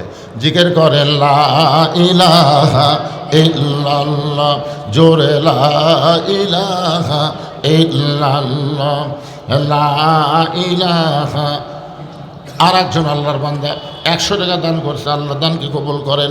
আল্লাহ নেক নিয়ত নিয়ে গেছে, পড়ে আল্লাহুম্মা আমিন। এর কত আছে? 500। আর একজন আল্লাহর বান্দা কোরআন শরীফ 500 টাকা দান করছে, আল্লাহ দানকে কবুল করেন। হুজুর ব্যাগ নিয়ে এসে এগুলো নিয়ে যান, এগুলো নিয়ে যান। ওখানে ছাত্র পাঠাচ্ছেন, আমি তো বলছি এগুলোকে মেয়েরাও দান করবে, মেয়েদের কাছে বিশ্বস্ত লোক যাবেন, মেয়েরাও দান করবে, সবাই দান করবেন। এই মাদ্রাসাকে মহব্বত করে আমি 500 করে টাকা চাইছি, 500 টাকা দিবেন, একটা কোরআন শরীফ দান করার সওয়াব আল্লাহ আপনাদের আমল নামায় দিয়ে দিবে। যারা পারছেন দিচ্ছেন, যারা পারেন নাই এই চাদরের মধ্যে যিনি যা পারবেন আল্লাহর হস্তে দান করবেন। আর আমার জন্য দোয়া করবেন। আমি আপনাদের দোয়া করে, অসুস্থ মানুষ, মুখ শুকে যাচ্ছিল, তারপরেও কষ্ট করে কিছুক্ষণ কথা আপনাদের সামনে বললাম। সবাই একটু আল্লাহর হস্তে মহব্বত নিয়ে জিকির করে লা ইলাহা ইল্লাল্লাহ, লা ইলাহা ইল্লাল্লাহ, জোরে লা ইলাহা ইল্লাল্লাহ, লা ইলাহা ইল্লাল্লাহ, লা ইলাহা ইল্লাল্লাহ, লা ইলাহা। আপনি কষ্ট পাচ্ছেন? না না, কষ্ট ভালো লাগছে না। যাওয়ার চাচ্ছিলেন তো, একটু আটকে দিলাম, দোয়া করে তো। আচ্ছা ঠিক আছে, আল্লাহ ইচ্ছা করলে। আমি দেখছি ভাই, শোনেন, 7 ঘন্টার ঘুম আল্লাহ 3 ঘন্টার মধ্যেও দিবার পারে না? অনেক মানুষ দেখবেন ঘুমের মধ্যে খারাপ স্বপ্ন দেখে, সকালে উঠে আজ আমার ঘুমই হয়নি। তা কী হবে? সারা ঘুমের মধ্যে খালি বাঘ ধাবড়াছে, সাপ ধাবড়াছে, ডাকাত ধাবড়াছে, মানে সারা রাত ঘুমের মধ্যে খালি দৌড়াছে। আবার আল্লাহুম্মা বিইসমিকা আমুতু ওয়া আহইয়া দোয়া পড়ে ওযু অবস্থায় কেউ যদি বিছানায় ঘুমা যায়, দেখবেন সে রাত 2টার সময় যদি শোতে, ফজরে আজান আল্লাহ তার কানের মধ্যে ঢুকিয়ে দেয়। জোরে কান সুবহানাল্লাহ। নাও মাকুন সুবাতা, শান্তি। ঘুম হচ্ছে জান্নাতের একটা নিয়ামত। হ্যাঁ, আলহামদুলিল্লাহ। সবাই ইস্তিগফার পড়েন, আস্তাগফিরুল্লাহ রাব্বি মিন কুল্লি জামবি ওয়া আতুবু ইলাইহি, আস্তাগফিরুল্লাহ রাব্বি মিন কুল্লি জামবি ওয়া আতুবু ইলাইহি, লা হাওলা ওয়া লা কুওয়াতা ইল্লা বিল্লাহিল আলিয়্যিল আযীম। আপনি সভাপতি সাহেব দোয়া করে দিলাম। আল্লাহুম্মা আমিন। আল্লাহুম্মা আনতাস সালাম ওয়া মিনকাস সালাম, তাবারাকতা ইয়া যাল জালালি ওয়াল ইকরাম। মাবুদ, সেই মাগরিবের নামাজের পর থেকে রাত 11:30 পর্যন্ত তোমার পাগল বান্দা বান্দিরা আরামের বাড়ি ঘুমকে বাদ দিয়া কোরআন হাদিসের মহব্বত কলিজার মধ্যে নিয়ে এই জান্নাতের বাগানে বসে বসে কোরআন হাদিস আলোচনা শোনার শেষে আমি গুনাহগারের সঙ্গে রহমতের দরজায় ফকির হয়ে দোকানা হাত তুলেছি। আল্লাহ, মেহেরবানি করে আজকের মাহফিল আমাদের সকলের হেদায়েতের জন্যে, নাজাতের জন্যে, জান্নাতের জন্যে কবুল করে নাও। এই মাহফিলের শুরু থেকে শেষ পর্যন্ত যত আলোচনা হয়েছে আল্লাহ, এর মধ্যে যদি ত্রুটি হয়, ভুল হয়, মাফ করে দাও। এর যা হাদিয়া মঞ্জুর করো, সোনার মদিনায় নবী পাকের রওজা মোবারকে আল্লাহ কবুল করে নাও। তামাম আম্বিয়ায়ে কেরাম, আসহাবে কেরাম, তাবিঈন কেরাম, তাবা তাবিঈন কেরাম, তামাম পৃথিবীর মাটির নিচে যত মুমিন মুমিনা শুয়ে আছে আল্লাহ, সকলের আরওয়াফরে হাদিয়া কবুল করো। আল্লাহ, আমরা যারা হাত তুলেছি, আমাদের জনম দুঃখনী মা যাদের কবরে চলে গেছে, ছোট্ট একটা শব্দ হলো মা। এই নামের মধ্যে কি মধু, যাদের মা নাই তারাই বুঝতেছে। এই দরদের মা যাদের আজকে কবরে চলে গেছে, আল্লাহ মেহেরবানি করে মায়ের কবরটাকে জান্নাতের টুকরা বানায় দাও। বাবার বাড়ি ঘর সবই আছে, সব কিছু রাইখা বাবা এতিম হয়ে আমাদের কবরে চলে গেছে। আল্লাহ, বাবার কবরকে জান্নাতের টুকরা বানিয়ে দাও। আমাদের দাদা দাদি, নানা নানি, আত্মীয় স্বজন, শ্বশুর শাশুড়ি যাদের কবরে গেছে আল্লাহ, কবরবাসীদের মাফ করে দাও। আল্লাহ, শৈলকুপা মাদ্রাসাকে কিয়ামত পর্যন্ত কবুল করে নাও। 50 বছর হয়ে যাচ্ছে মাহফিলের বয়স। অনেকে মাদ্রাসার গোড়াপত্তন করেছে, জায়গা দিয়েছে।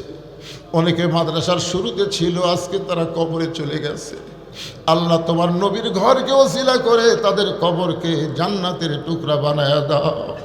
আল্লাহ, এখন পর্যন্ত এই মাদ্রাসাকে ভালোবেসে নগদে বাকিতে যারা দান করতেছে, সবসময় মাদ্রাসাকে মহব্বত করতেছে, আল্লাহ তাদের সকলকে তুমি কবুল করে নাও। আল্লাহ, আজকের মাহফিলের সম্মানিত সভাপতিকে আল্লাহ তুমি কবুল করো, সহসভাপতিদেরকে আল্লাহ তুমি কবুল করো। আজকের মাহফিলের সম্মানিত প্রধান অতিথিকে আল্লাহ তুমি কবুল করো। ওসমান গনি রাদিয়াল্লাহর সঙ্গে তাকে তুমি কবুল করো।